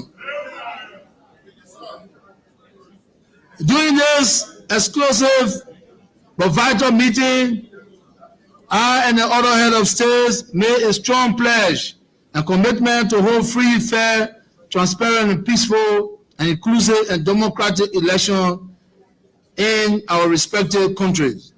I also made it abundantly clear that under my watch, the democratic credential of Liberia will be safeguarded, as well as aid, peace, stability, and security. These productive meetings afforded me the opportunity to reaffirm my commitment to strengthening the already existing ties between Liberia and the United States of America, and deepening the close bond of friendship and cooperation. I pledge to that friendly government my determination to continue to close collaboration with them in improving good and accountable governance, democracy, and the rule of law in Liberia. In response, I am pleased to report that the U.S. government made a promise to spend $165 million United States this year on providing financial support to elections in our respective countries, of which Liberia is expected to receive approximately $20 million US. Mr. Speaker, in order to continue enhancement of our leadership role in the sub-region, we are pleased to appoint Madam Maria G. Harrison as Secretary General of the Mana River Union, to succeed Madam Madina A. Wisse, whose tenure ended. We congratulate Madam Wisse for successfully steering the affairs of the MRU during her sterling leadership. Similarly, we effected changes in our foreign service, where Ambassador Jeff G. Dwana was transferred from Kuwait to replace Ambassador George Patton in Washington, D.C. as Ambassador Extraordinary and Plenipotentiary of the Republic of Liberia to the United States of America.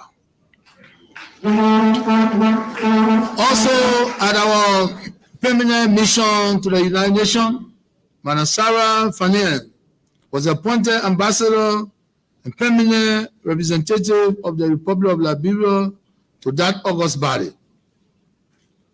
Mr. Speaker, while we recorded general success in our foreign relations, I would like to highlight the following outcomes for your information.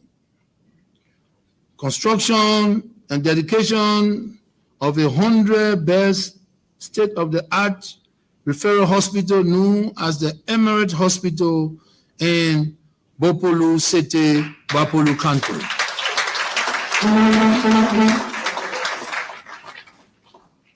Commitment of $2 million by the government of the Kingdom of Saudi Arabia towards the renovation of the Ministry of Foreign Affairs building and the subsequent construction of an entirely new building to host the Ministry of Foreign Affairs. The Saudi Kingdom has also given strong support to the implementation of the PAPD. A commitment by the government of the Kingdom of Morocco to undertake the renovation of the 6th floor of the existing foreign ministry building. A strong commitment by the Mayor of Qatar to fund phase 2 of the Gwanga Menikoma Road, support from the Arab Bank of Economic Development in Africa, of an estimated $100 million. The commitment of the government of Hungary conveyed to me during a bilateral meeting held its foreign minister on the sideline of the MEDAS International Forum, which I attended in Tangier, Morocco, of $50 million export credit guarantees to encourage Hungary companies to invest in Liberia. The establishment of diplomatic relations with Jamaica and the Republic of Tajikistan at ministerial levels. The establishment of a new passport application center to facilitate the speedy processing of passport for our citizens outside the country.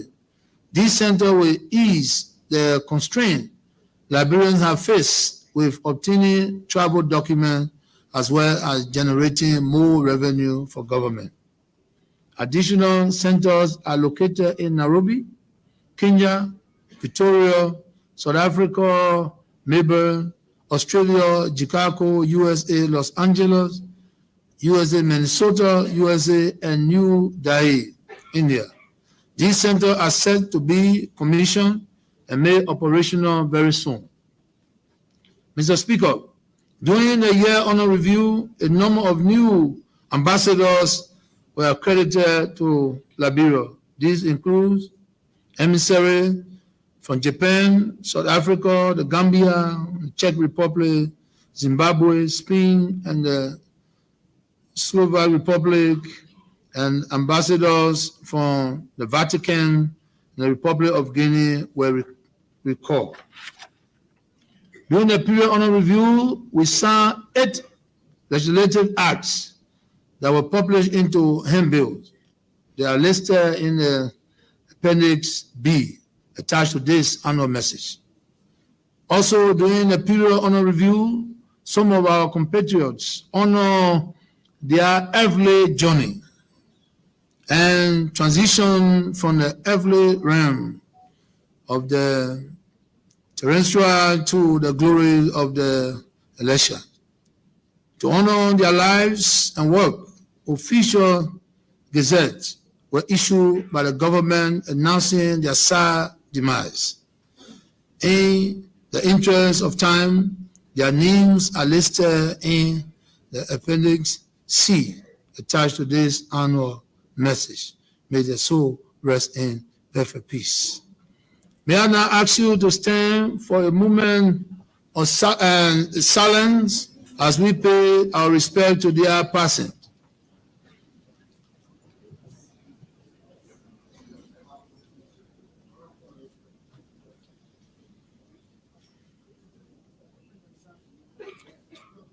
Thank you. May their soul and the souls of all faithful departed rest in perfect peace, and may light perpetual shine upon them. Amen. Mr. Speaker, I would now like to make an important announcement about a singular and unprecedented honor that is about to be bestowed on Liberia, Although this event will not take place until 2026, all the diplomatic activities leading to this success have been undertaken by my administration and honor my personal initiative and directive. During the period under review, Liberia's candidature for a seat on the United Nations Security Council as a non-permanent member for 2026-2027 period.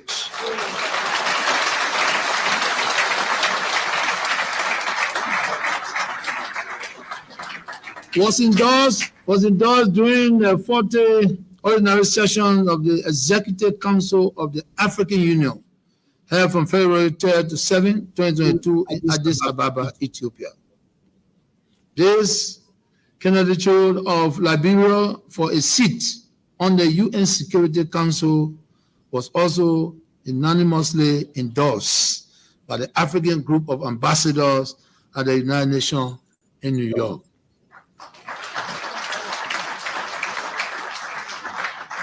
I'm now pleased to announce that the elections for Liberia to sit on the Security Council as a non-permanent member of the 2026-27 period will be held in New York in 2025.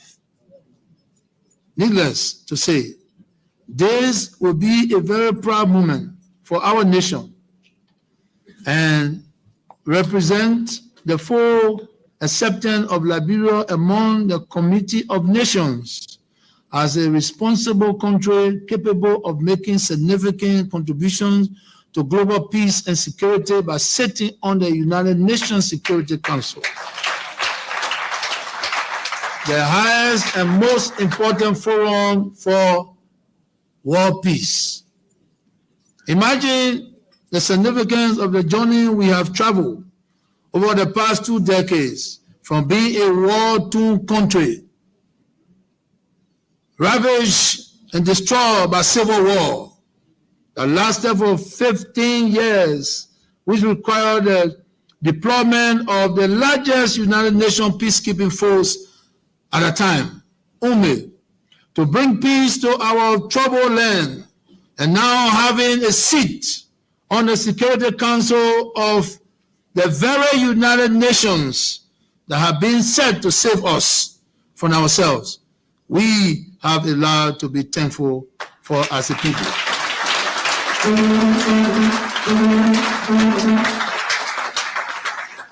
I say to God be the glory for the great things he has done.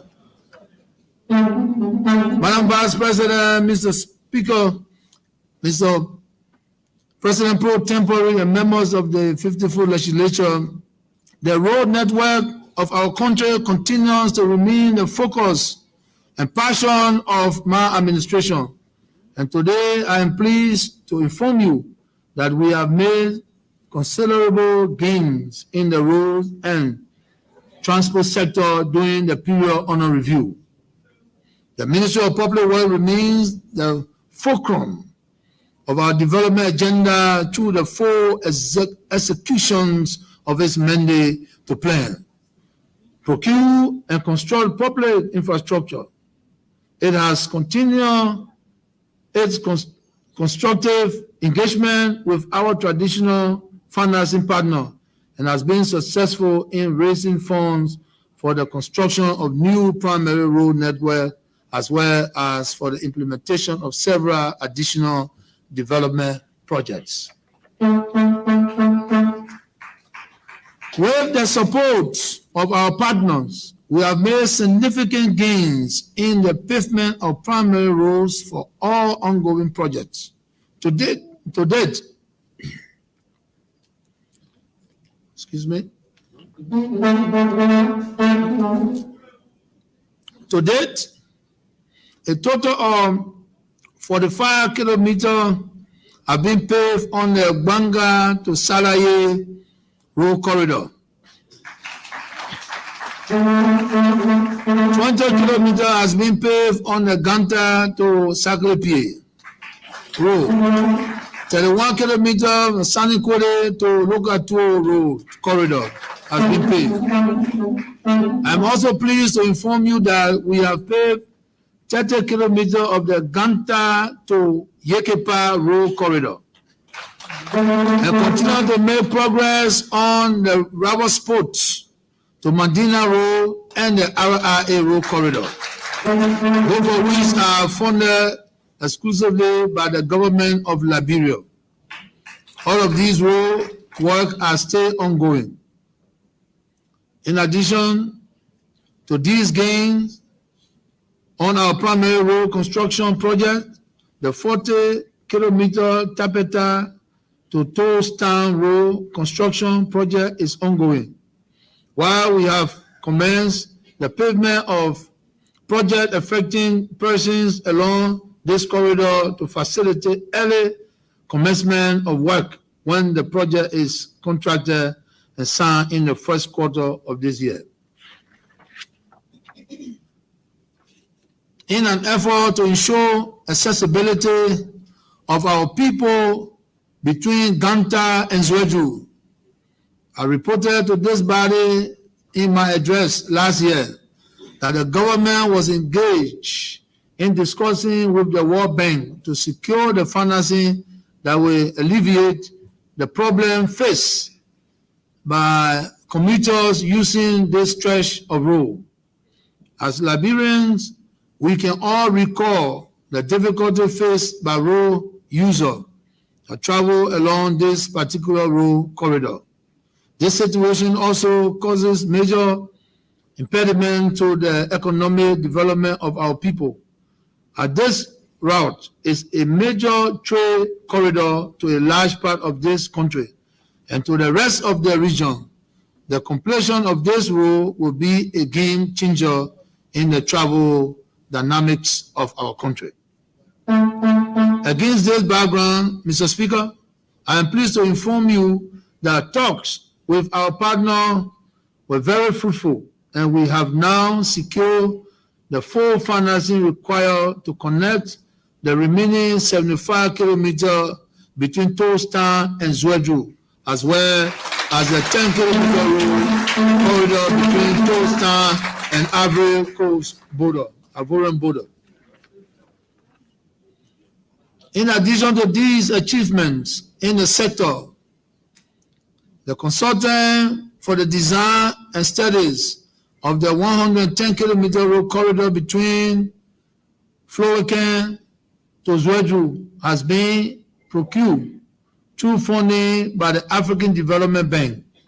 I am also pleased to inform you, Mr. Speaker, that this is the last remaining road section between Zwedru and Fishtown, for which my administration has already secured the financing.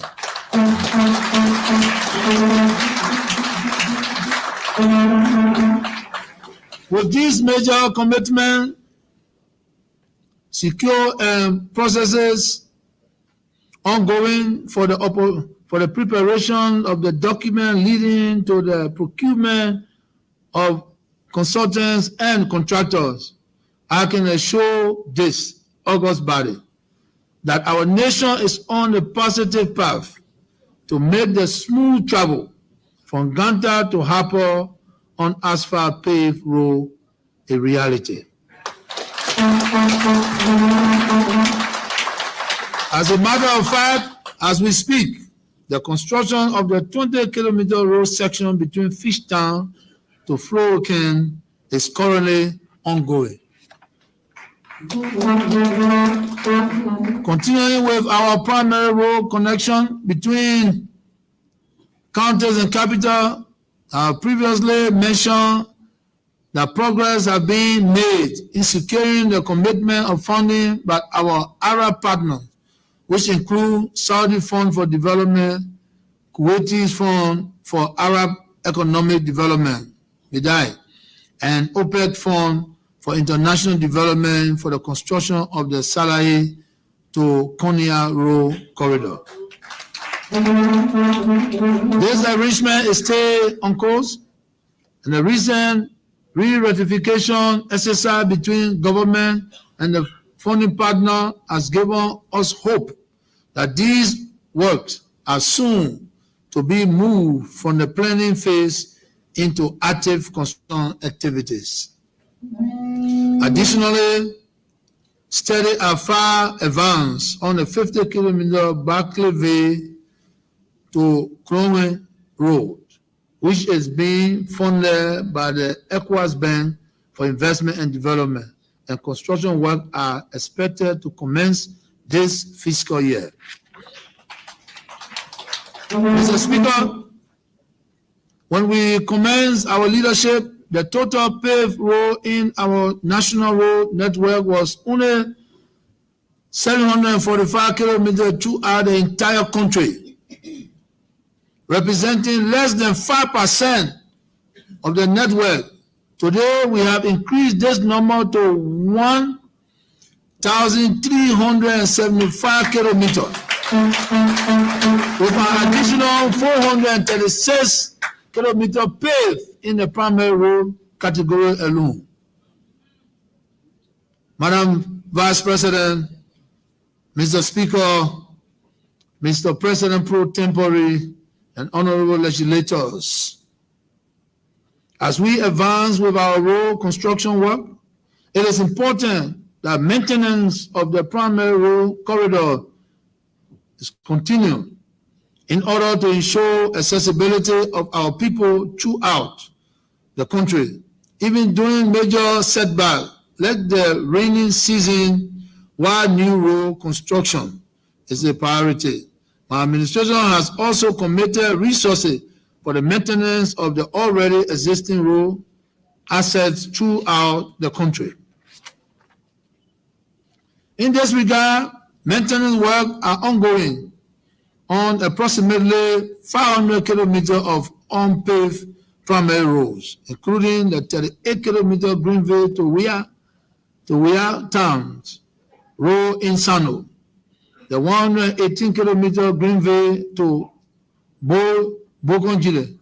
Bogonjiken in Sano and Grand Cru, and 115 the Plibo to Bois Jiken Road in Sano and Grand Cru, and 130-kilometer Zia Town to Zweju, Putuken, Samuel D12, Putuken Road in Grand Gile, the 72-kilometer Brevi to Kompasu Road in Bomi, and the 68-kilometer Konya to Vanjima Road in Lofa County.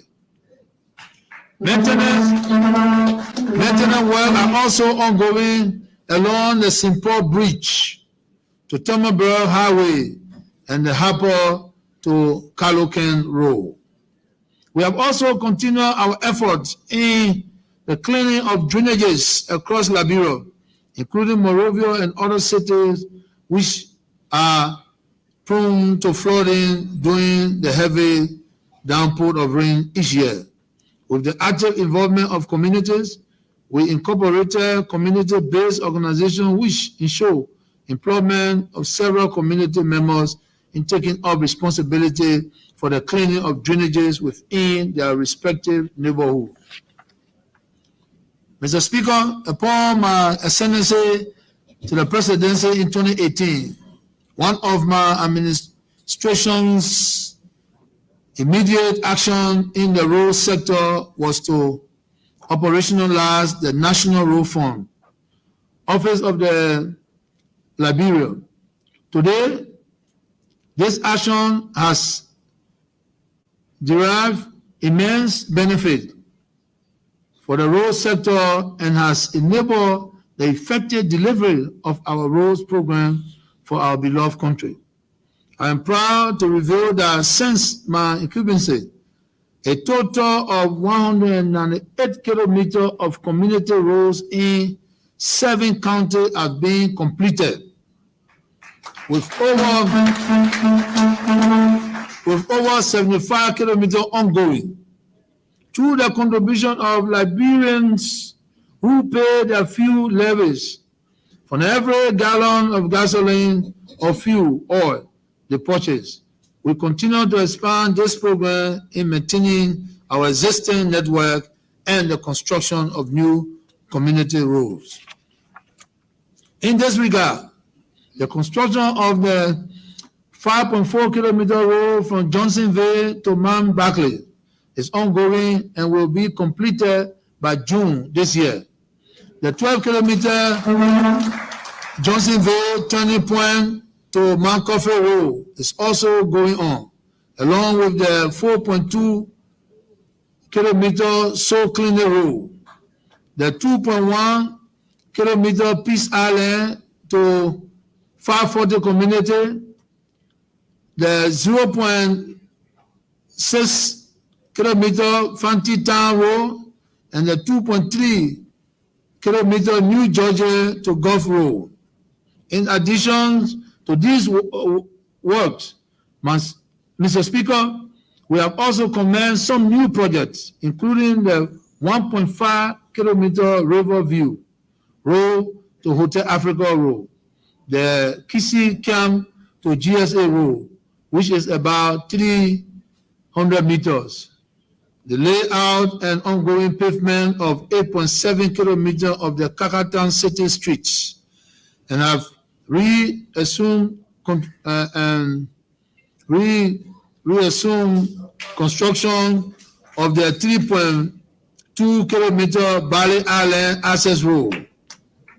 My government has also broken ground for the 6.5 kilometer Freeport to Simple Bridge, which constitutes a continuation of the grant we received from our partner, the government of Japan.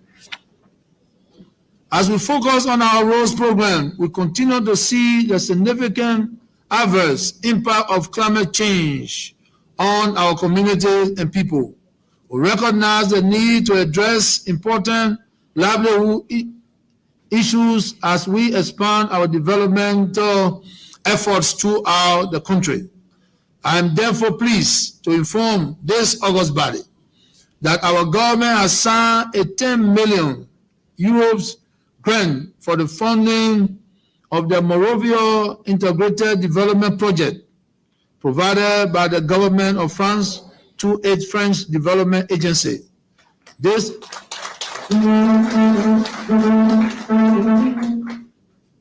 amount is to be used to improve the livelihood of 3 communities in Morovia through the provisions of climate resilience facilities such as roads, drainages, community hall, and recreational facility, etc.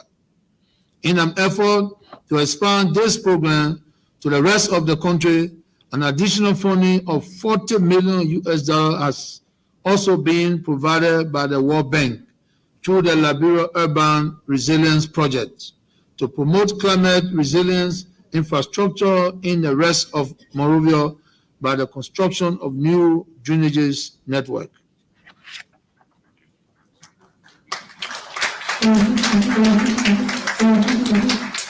Plan and design had already been prepared for the commencement of work in this year, and efforts are being made to extend similar activities to 3 additional cities, namely Banga, Bikana, and Ganta. Mr. Speaker, distinguished legislators, ladies and gentlemen, my administration is fully aware of ongoing activities on the Roberts International Airport Road, and we are working closely with all stakeholders to deliver this project for our people. The success of this project will benefit all Liberians and will positively impact the safety of all commuters using the highway. I remain focused on its delivery and wish to assure you, all Liberians, that this project will be a success.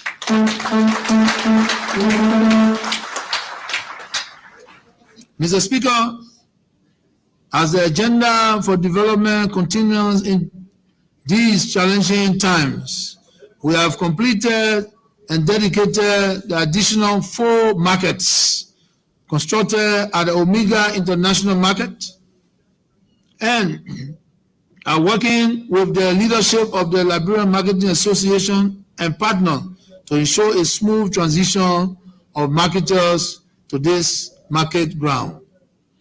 I would also like to mention that works on feeder and rural roads continue to make headway through the support of partners and with funding from this government.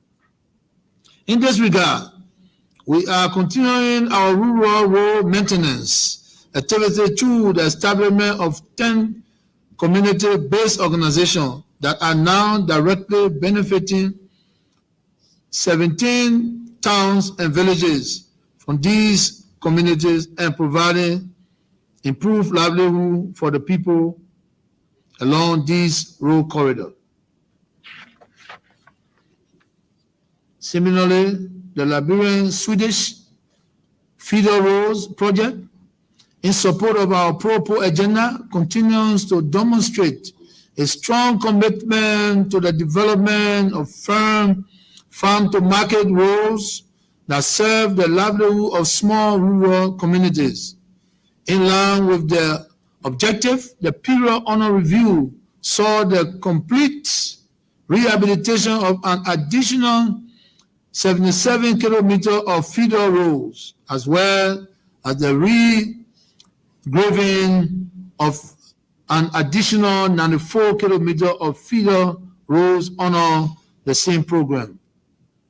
To further strengthen our interventions in local communities and provide economic opportunity for our people, our routine maintenance program completed an additional 950 kilometer feeder roads and provided jobs opportunity in 7 counties for 180 communities and more than 1,000 individuals. Additionally, in collaboration with our Swedish partner, the period under review saw the commencement of a new flagship project to improve village access through the construction of 134 kilometers of village tracks for 168 communities. This project has employed a total of 1,760 individuals and will continue till May this year. Mr. Speaker, as part of the progress we have made in the sector, it is important that we inform our people on gains made in constructing and maintaining bridges across our country. During the period under review, this administration completed 2 additional bridges and broke ground for the construction of the Buchanan Community College Bridge in Grand Bassa County, which is currently ongoing, and the Doherty Bridge in Wapolu County. I would now like to express my profound thanks and appreciation to our development partners, including the European Union, the European Investment Bank, the World Bank, the UKA, the German government, KfW, and GRZ. I would also like to thank our Arab partners, including the Saudi Fund, the Kuwaiti Fund, and BEDA, as well as the United States Agency for International Development, the USAID, the Japanese government and JICA, the Swedish government and its LSFRP programs, the Chinese government and its China Aid program, the Norwegian government, the Indian government, and most especially the African Development Bank.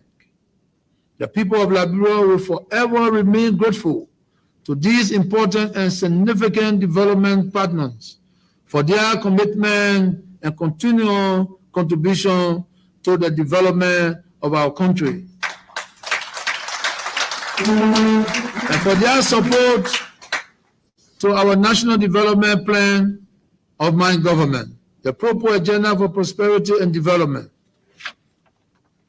Mr. Speaker, in October last year, I launched the Accelerated Community Development Program of ACDP, as it is commonly called, the first phase of this flagship program, which is being implemented in partnership with the UNDP, is budgeted at $100 million and will help us to create more jobs and reduce poverty and inequality in some of the poorest rural and urban communities in Liberia. As I stated, the launch, our aim is for the ACDP to become our largest national program investing in community development over the next 4 years. Our ministries and agencies, especially the Ministry of Agriculture and Ministry of Public Works, the Ministry of Internal Affairs, Ministry of Education, and Ministry of Health, and the Water and Sanitation Commission, and others will collaborate with UNDP and other development partners such as the World Bank to invest in constructing agricultural feeder roads, water and irrigation systems for farmers, hydropower plants, sanitation facility, and markets to serve local community.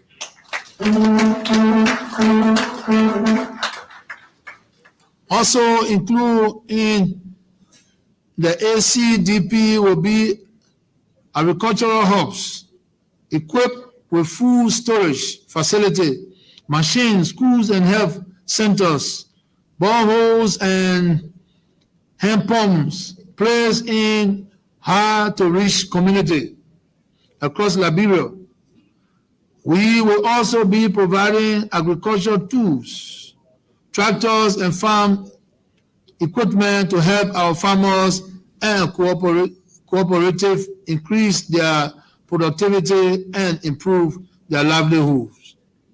Today, I am pleased to announce that the initial $14.5 million has been secured for the program, and work is now starting in 18 communities, namely Dofa, Boimatan, and Jowulata, and Bonkante, Bopolusete, Kompasu, Madina, Sapima, Loloma Town, Fawinta, and Toto Kwele in Bopolu County, Yapa Town, Badie Town, Topio, Yapa Town, in Riverside County,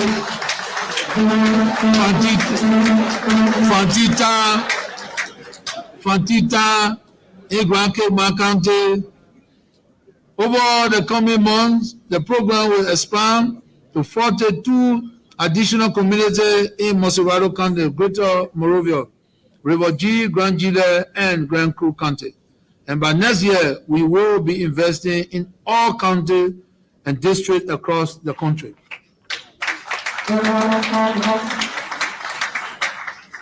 Madam Vice President, Mr. Speaker, Mr. President pro tempore, and members of the 54th Legislature, as a part of our strategic plan to ensure reliable and affordable energy, we have embarked on several initiatives, namely the purchase of power through the CLSG transmission line from Côte d'Ivoire, the implementation of a 20 megawatt solar power plant, the expansion of Mount Coffee by 2 additional turbines,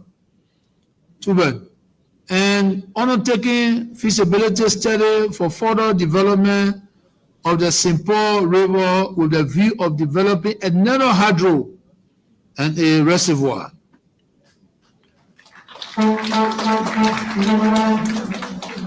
I am pleased to report that the Liberian Electricity Corporation has signed a power purchase agreement with CR Energy of Côte d'Ivoire for the initial purchase of 27 megawatts, which will be scaled up to 50 megawatts based on increases in our energy demand. The supply of power commenced on December 1st, 2022, and our national grid now enjoys stable electricity from the CLSG line.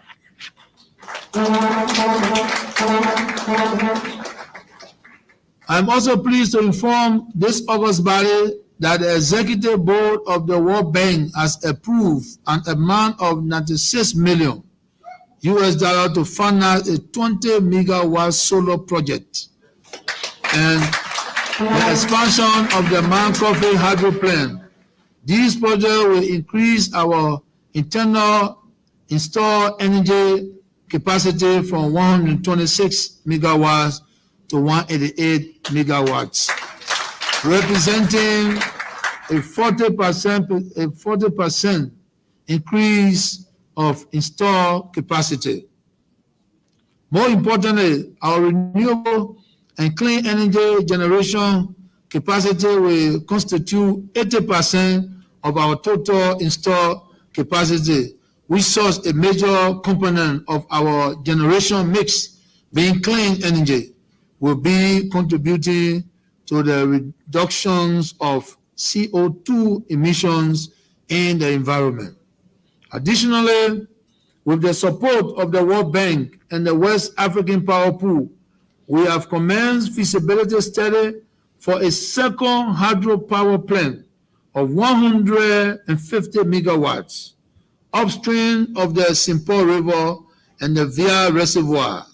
The realization of additional hydro generation assets will propel Liberia into a new stage of energy security.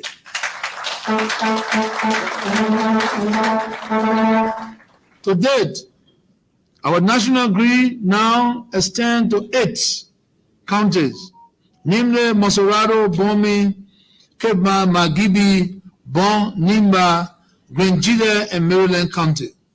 Our high voltage transmission line cover 254 kilometers, while our medium voltage transmission lines cover 641 kilometers.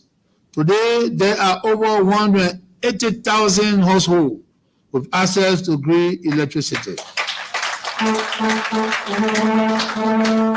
I want to thank our key development partners in the energy sector for their role in financing the rebuilding of our national grid and the restoration of our generation assets, including the rehabilitation of the Mount Coffee hydro. Special recognition goes to the World Bank, the European Union and the European Investment Bank, African Development Bank and the United States government and its aid agency, the government of Norway, the German Development Bank, KfW, and the government of Japan.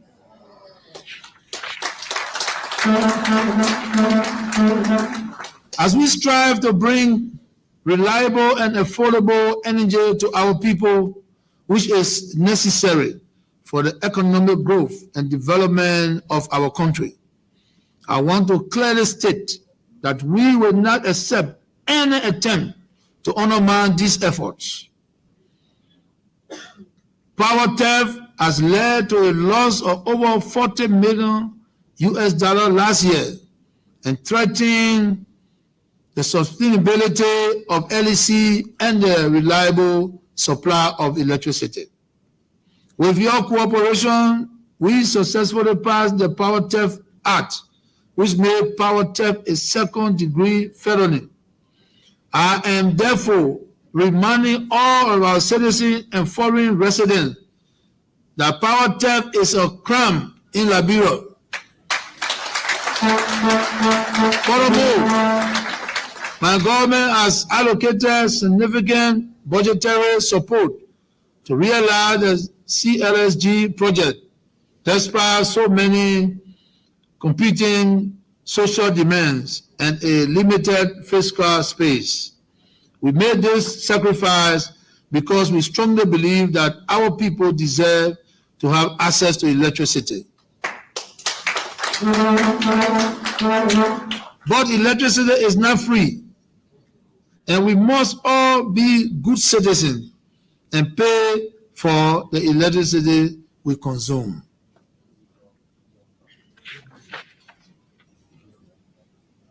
I am pleased to commend the anti-power theft team for their hard work.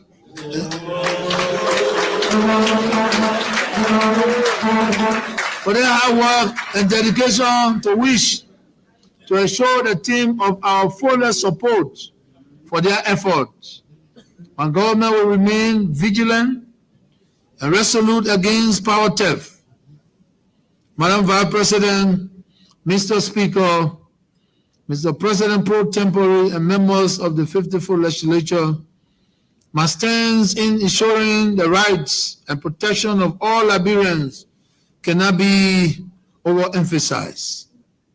However, as Liberia's feminine-in-chief, I remain committed to upholding the dignity and safeguarding the human rights of the most vulnerable segment of our population, women.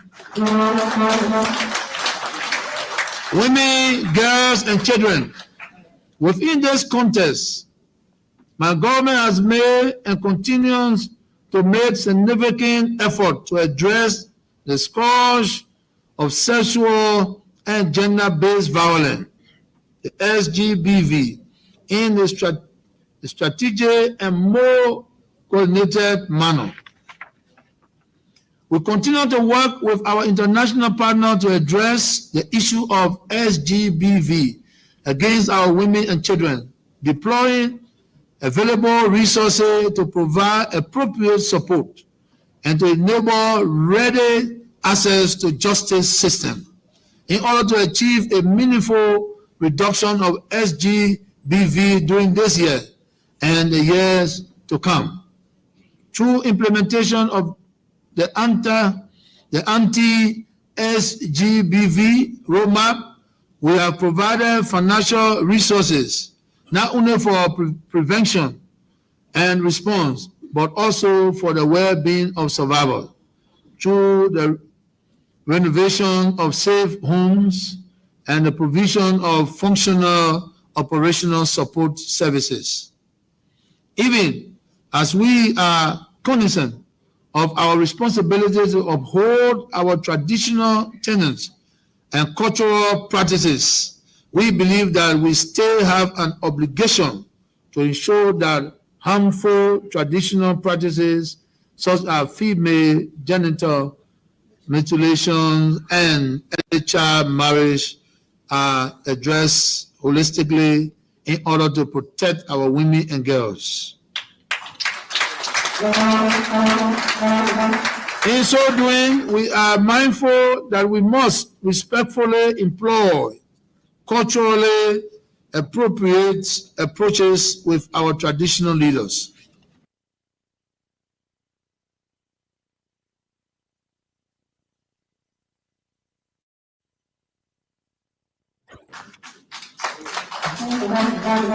In this regard, I would like to express my thanks and appreciation to Chief Zanza Kawa, head of the National Council of the Chiefs and Elders of Liberia, and all of our traditional leaders for historically leading by example. In a show of support for my administration, their role in ensuring that we keep the beautiful parts of our culture, even as we work to do away with harmful. Since my declaration to finding a pathway to achieve this goal, we have seen the express commitment to work with me here this month in Soaking Town, Podi District, symbolizing the end of harmful traditional practices in Mossoraro County. This marks the beginning of a new era where our beautiful girls will be initiated and given deep knowledge of their culture without mutilation. To bolster this effort, alternative livelihood programs are being set up for our zones and traditional leaders through financial and technical support from the European Union Spotlight Initiative being implemented by the One UN organization. Under this program, 3 vocational and heritage centers have already been completed in Grand Cape County, Montserrado, and Nima County. These centers will serve as alternative means of livelihood for our cultural custodians who are entrusted with enlightening our guests on their traditional culture, modes, and values. Mr. Speaker, the Liberian Society Safety Net Project under the Ministry of Gender is now in full swing and continues to make significant impact in targeted counties. We say a special thanks to the World Bank, UK Foreign Commonwealth Development Office, and USAID for their generous support to this project. With support from the World Bank, $44.6 million has been secured for the Liberian Women Empowerment Project, which is geared towards empowering women, addressing social norms, inequalities, and gender-based violence in over 170 communities, targeting more than 258,000 beneficiaries. Today, I reaffirm my commitment to see more women on the ballot for election in Liberia.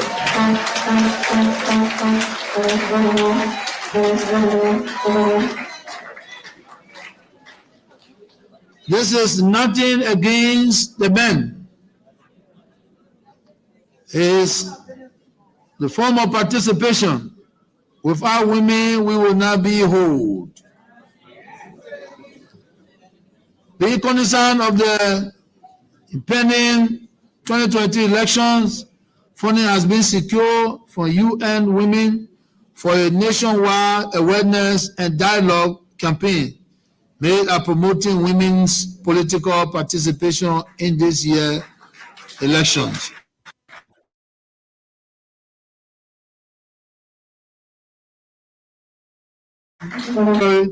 History of record-breaking female leadership, both in the politics and civil society organization.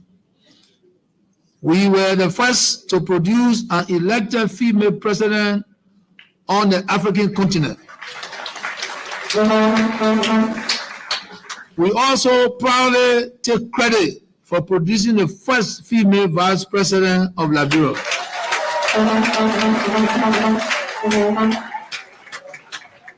Today, I am pleased to inform you of another important glass ceiling that has been broken by a female who has ascended to the leadership of an organization that has always been led by males. For the first time since its founding 48 years ago, the Federation of Liberian Youth, FLA, Liberia's largest youth grouping, has elected its first female in person of Miss Manika Stephanie Elliott. If you are here, please stand.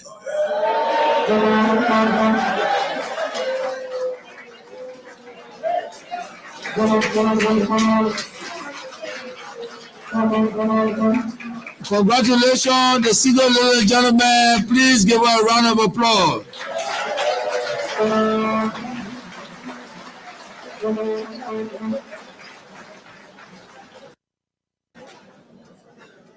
We congratulate Ms. Elliott and the members of FLA for this pioneer and progressive achievement. Madam Vice President, Mr. Speaker, Mr. President pro tempore and members of the 54th legislature, the government of Liberia continues to build the operational and administrative capability of the armed forces of Liberia in order to ensure that it remains a force for good. In this regard, I am pleased to inform you that the government has signed a memorandum of understanding with the United Nations to strengthen our troop presence with the UN peacekeeping mission. Last year, we continued the rotation of troops to Mali as part of Liberia's commitment to the United Nations peacekeeping operations in that country. This, together with other activities that were carried out during the period under review, is further demonstrative of our commitment to change the story of the Liberian military. Let me thank you, honorable lawmakers, for the passage of the Uniform Codes of Military Justice into law. This will go a long way in ensuring that we have a force that is first and foremost accountable to the Liberian people. Mr. Speaker, I am happy to report that the latest school enrollment data has shown a massive improvement in the gender gap between male and female students in education system in the country. 49.5% are female, while male constitute 50.5%. This is quite impressive and represents the fulfillment of a major goal of my administration, which is to ensure that women have equal access to education as their male counterparts. Also, the school data show that there has been an increase in the number of schools in the country by 20%, with teachers numbering more than 60,000, although a significant proportion of them volunteers. In order to address this situation, my administration has been accelerating efforts in recent years to reduce that number by employing hundreds of volunteer teachers. With the various interventions the government has made in the sector aimed at improving access and quality, it comes at no surprise that the Liberian students have shown remarkable performance improvement in the WISE and the WISE exams. Mr. Speaker, I have consistently emphasized that the development of young people remains fundamental to the attainment of the goals and objectives of our program. To this end, a number of programs are being implemented which are aimed at developing the capacity of our youth and providing them short-term employment opportunities. Some of these include the National Youth Literacy Program, a temporary employment for community youth, Youth on the Job Training Program. Another such program is the Recovery of Economic Activity for Liberian Informal Sector Employment.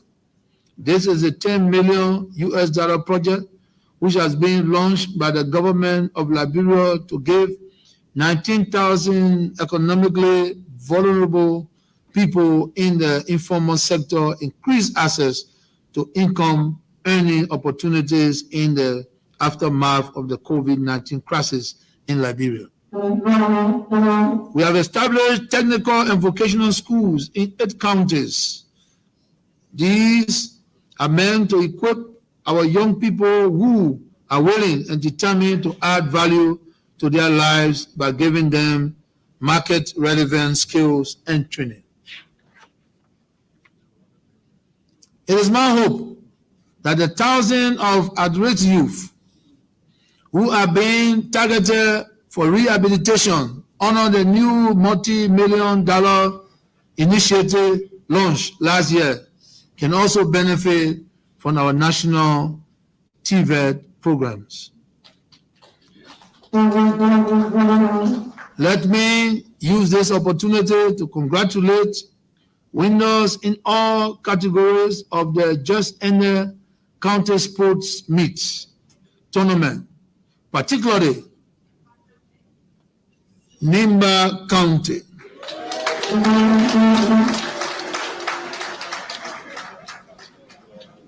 On its much-deserved victory over Lofa County in the second category, talent spotted from this tournament, which continues to gain strength, can be used to augment the capacity of the country's national soccer team.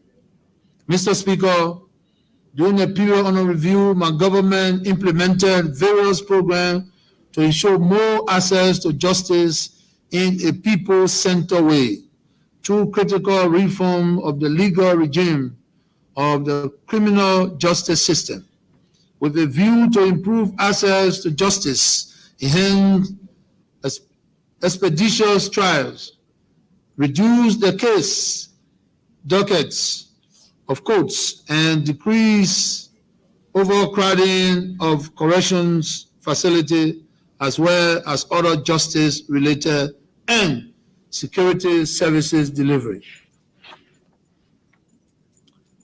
The alternative dispute resolution, a non-litigations and reconciliatory approach to resolve conflicts and dispute settlement has been revitalized. Other key laws reforms were introduced, such as the enactment of an amendment to the criminal procedure law, which introduced plea bargaining, extended the terms of courts, increasing the number of relieving judges, preliminary examination, and procedure of arrest. These endeavors were made possible largely with support from Liberia's international partners, including the United Nations family through the Office of the Resident Coordinator. The passage of the amended drugs law in 2022 was a key milestone in our fight against narcotics substances in our country. The law ensures that offenders receive stiffer punishment for their involvement in illicit drug trafficking. Mr. Speaker, I'm happy to report that last year was a high-performing period for our agricultural sector, where more focus was placed directly on impacting rural and urban farmers, as well as those in the agricultural value chain. This is evidenced by the delivery of implements to farmers, enable them boost local production. The government and donor partner disburse financial grants to farmers in the rice, vegetable, oil palm, rubber, poultry, piggery, and cassava sector, so as to expand the production and capacity in their respective value chain.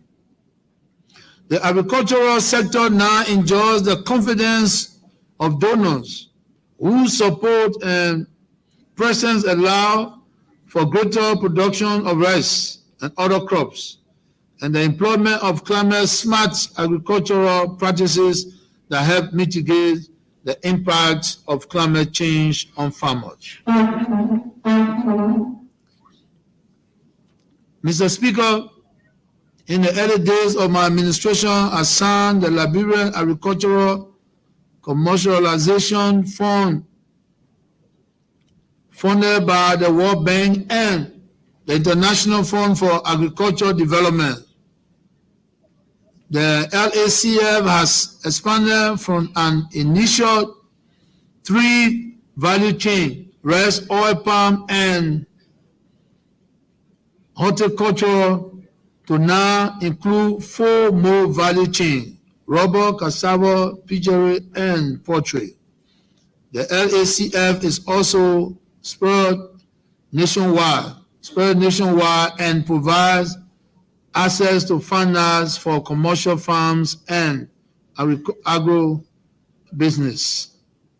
I am pleased to report that $4 million out of a total of $41.5 million has already been approved for disbursement to selected beneficiaries, particularly rice and vegetable producer and processor.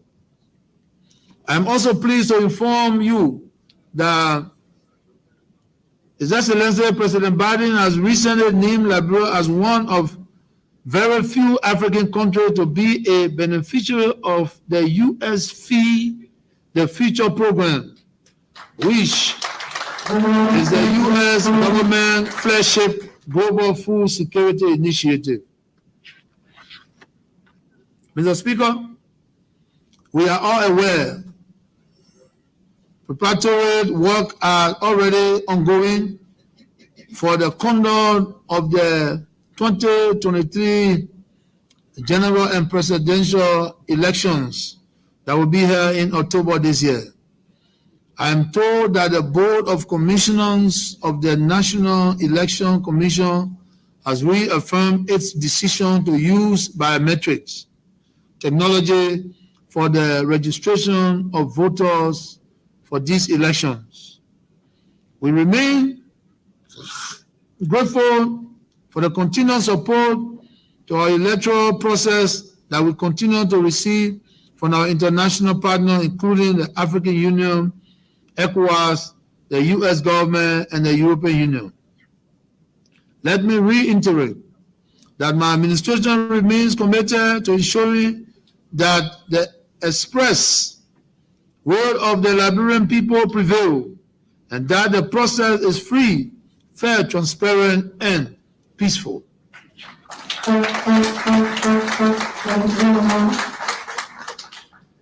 Madam Vice President, Mr. Speaker, Mr. President pro tempore, and members of the 54th Legislature, since the end of violence conflict in 2003, followed by transitional justice processes, including the 2009 report of the Truth and Reconciliation Mission, TRC, Liberia remains on a gradual but certain path to genuine reconciliation.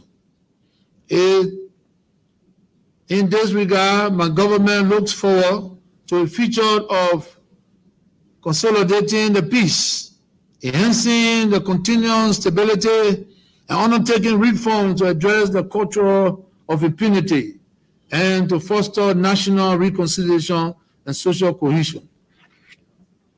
Mr. Speaker, as President, I have continued to preach about virtues of peace from this high platform. As an extension of my well-known career in peace advocacy, which began long before I ascended to this office. This was recognized many years ago by the international community when I was appointed as a peace ambassador of the United Nations.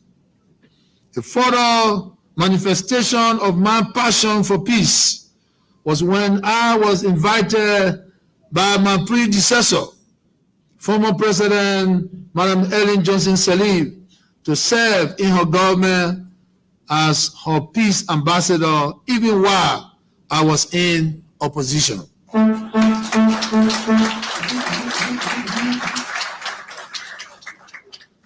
I preach peace because I realized a long time ago that there is and can never be any victor in a civil war. When brothers kill sisters and sisters kill brothers, When parents kill children and children kill parents, when friends kill each other, and citizens with a common patrimony turn violently on each other, no one wins. Instead, everyone loses.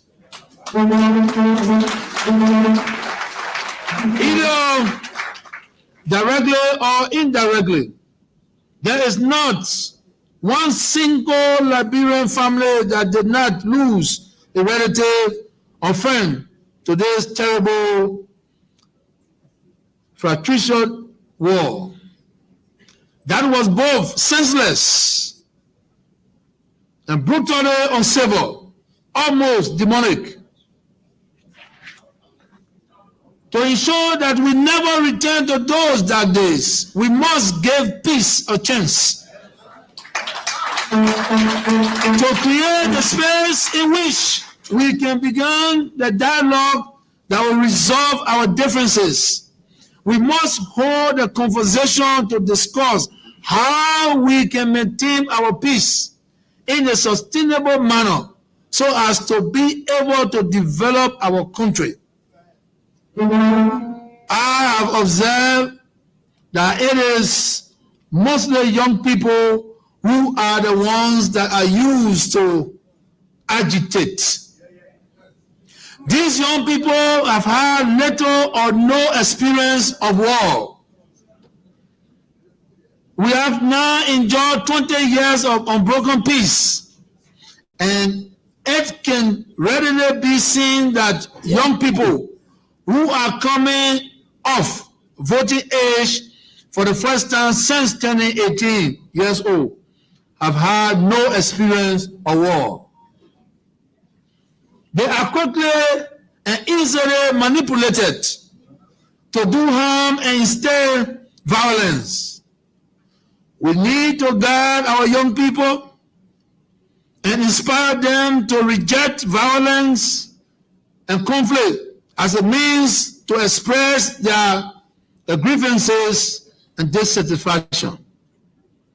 When the Rest riot took place in 1980, I was only 13 years old. That was the first time that I had ever seen violence and destruction on such a massive scale. As a young man, I was confused and perplexed. That experience left an indelible impression on me about horrors of civil unrest that can lead to violence and the lasting distaste for violence that is unleashed for political reasons. The thought occurred to me at that time that there was no political leader among the hundreds of young people who have been killed during the Rest riot. I repeat,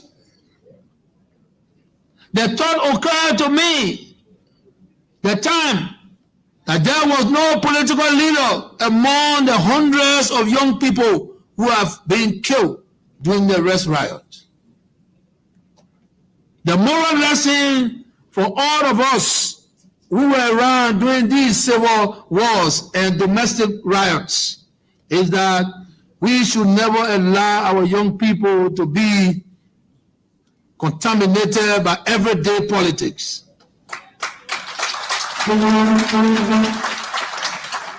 No political leader should ever put the life of a single young person at risk in order to assume political office. There is a song written by Marshall and Creed called The Greatest Love of All, which was made famous by George Benson and Whitney Houston many years ago. And I want to share the voice of this song with you because I believe it's relevant to our situation in Liberia and perfectly express my feelings about political violence. And the son said, I believe that children are our future. Teach them well and let them lead the way. Show them all the beauty they possess inside. Give them a sense of pride to make it easier. Let the children laughter. Remind us how we used to be.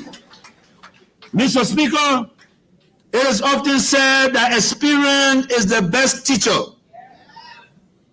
But I vigorously disagree with this. While experience has certain undeniable merits, one does not have to repeat an experience, learn from it, especially if it is not a positive one.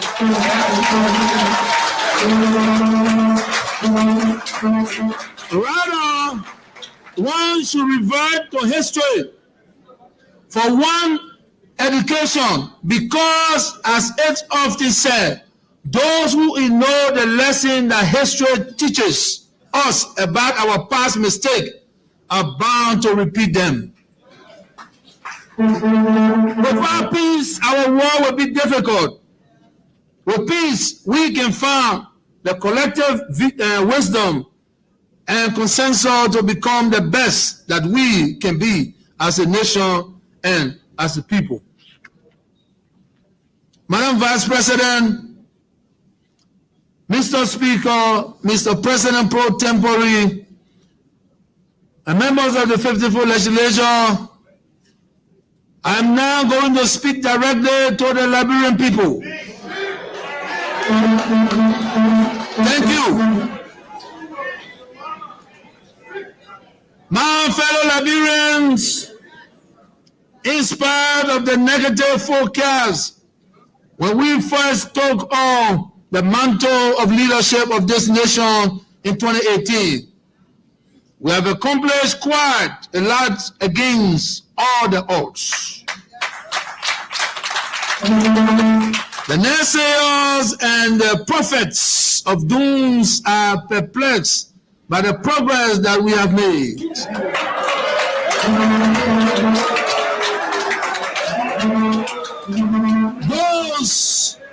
Those who have eyes to see will bear me witness to how we have toiled in fulfillment of the constitutional mandate that was given to us by the overwhelming majority of the Liberian people.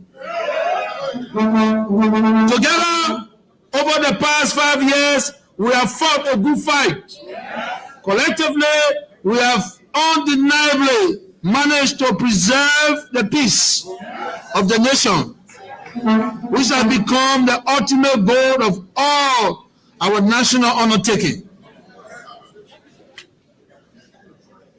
And for this, the government alone cannot take the credit.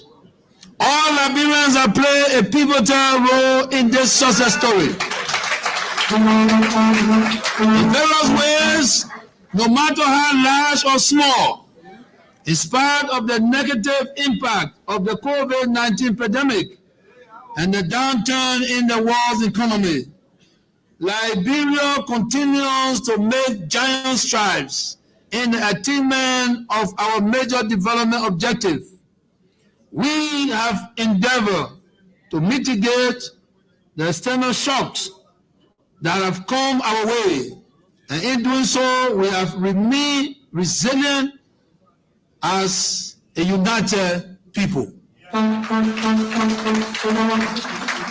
want to assure you that because you have shown me unprecedented love, I will not fail you. This tenor of care and carefulness will continue to honor my wife.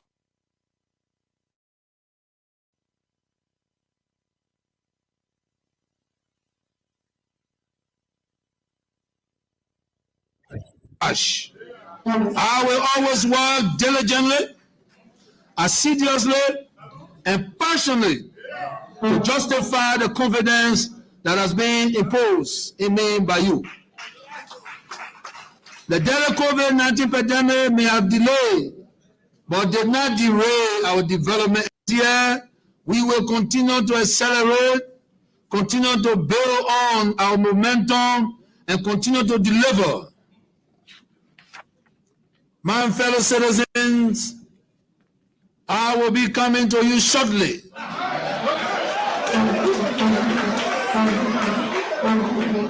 My fellow citizens, I will be coming to you shortly to ask you to renew for a second time the mandate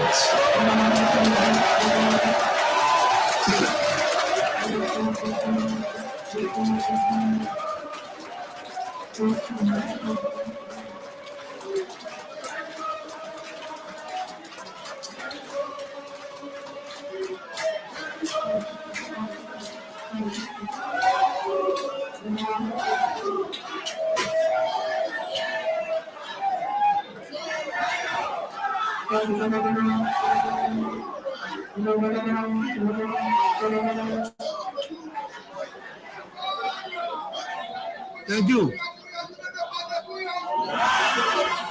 Thank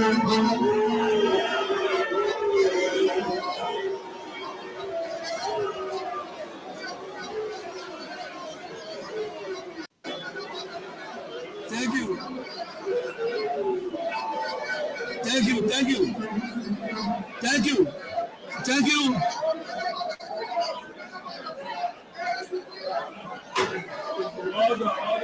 Thank you. Thank you. Thank you. Thank you. Thank you.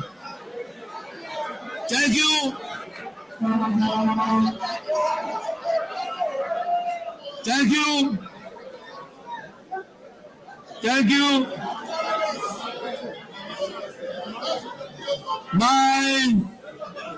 My fellow citizens, I will be coming to you shortly to ask you to renew for a second time the mandate that you gave me 6 years ago. A mandate to continue the good work we have delivered. A mandate for continuity and stability. A mandate for transformation. A mandate for development and growth. A mandate for consolidation. A mandate to secure peace. A peace that we, with your help, have perfectly preserved. This second mandate, the second mandate,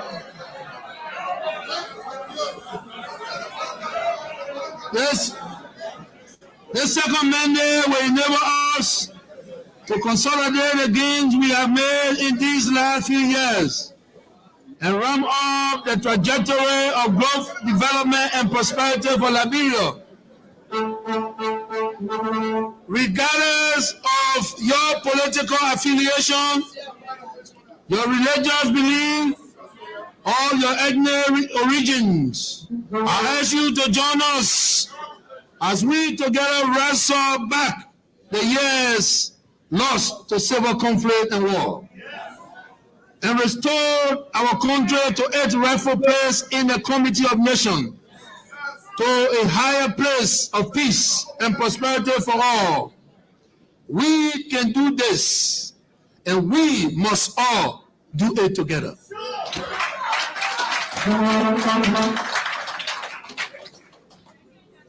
We will be coming to meet you in your towns, in your villages, in your district, in your clans, in your cities.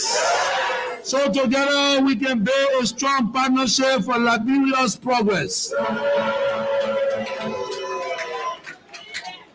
But as you can see,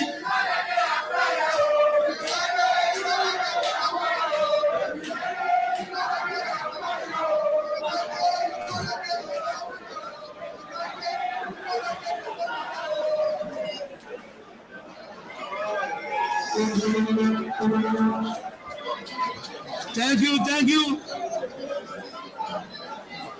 Thank you.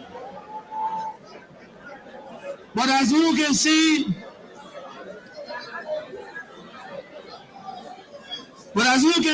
from all that has been said today, we have done our part in delivering on most of the promises we made to you, while preserving the nation peace and nurturing its democratic values. We are on an irreversible trajectory of sustainable growth that will necessarily and inevitably lead us to progress as a nation and prosperity as a people. When we came before you to ask you for our first mandate, we promised to bring you change for hope. Now, after going with you on a journey thus far, you have seen a change. Now, want to assure you that this is the change that you can count on.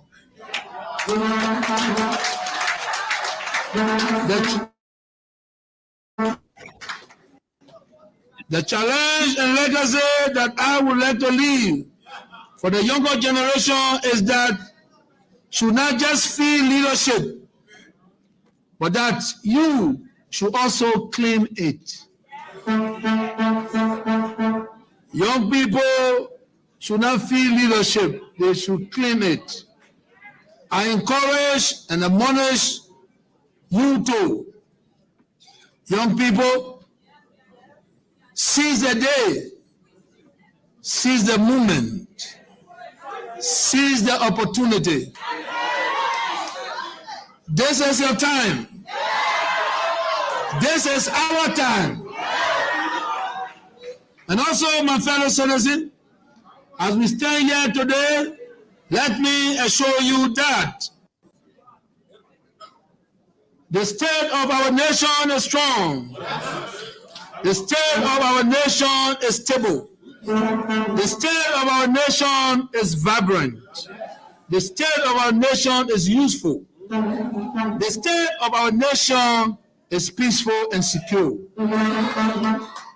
We intend to keep it this way. And so, as we go to the polls in October this year, let us uphold and maintain our hard-won democracy. Let us conduct ourselves in the lawful and orderly way, so that the voices of the people will be heard and the word of the Liberian people will prevail.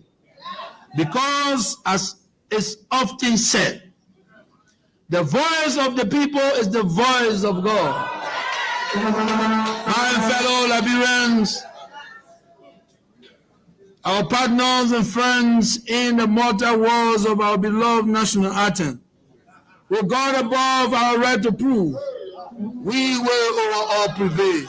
I thank you. God bless you.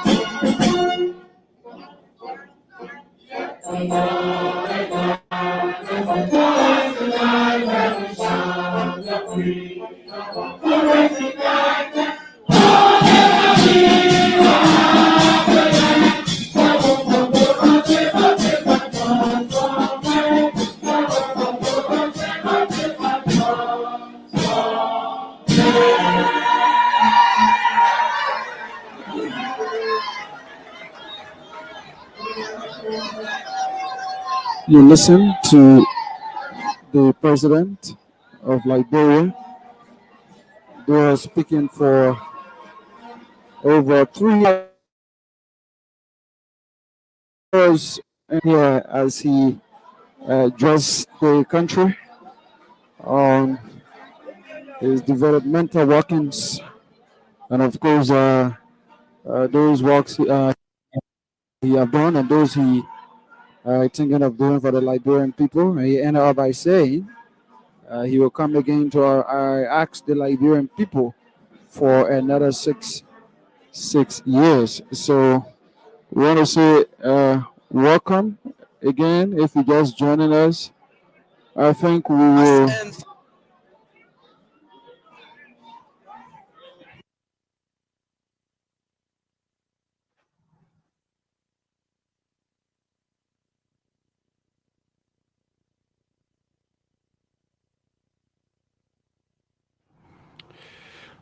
Well, you're listening to Spawn FM and Spawn TV live. That's it there. The president's State of the Nation address delivered at the joint chambers of the legislature that lasted for, about 3 hours, 30 minutes. Yeah. So the president touched on several things. He pledged his commitment to, a free, fair, and transparent elections. He talked about a cache of arms, that were booked, confiscated by the Joint Security at the free port of Monrovia. He talked about, bills passed, by his regime over the year in review. According to him, 56 bills were passed. He also touched on the, passage of the dual citizenship bill. Talked about the state of the nation being in major distress.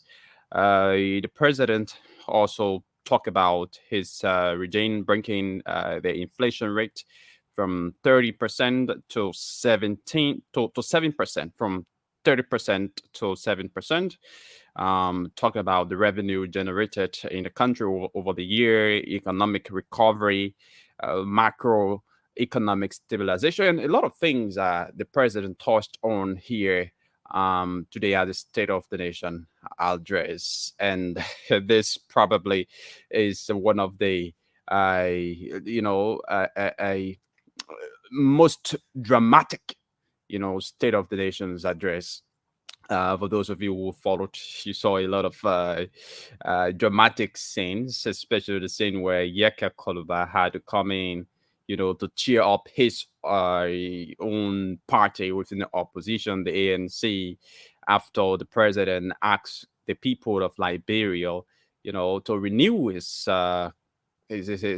contract come October 10, 2023. That's later on this year, and all of that. So, folks, it's been a wonderful time here. We will have to leave it as it is, to bring you the news from our news and current affairs department. Thanks to all of you for your listening role and your viewing role as well. And thanks to KMTV, who were able to relay their broadcast.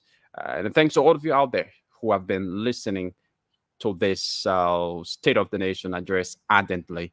My name is Yekezi Zwobel, bidding you a pleasant goodbye from my end.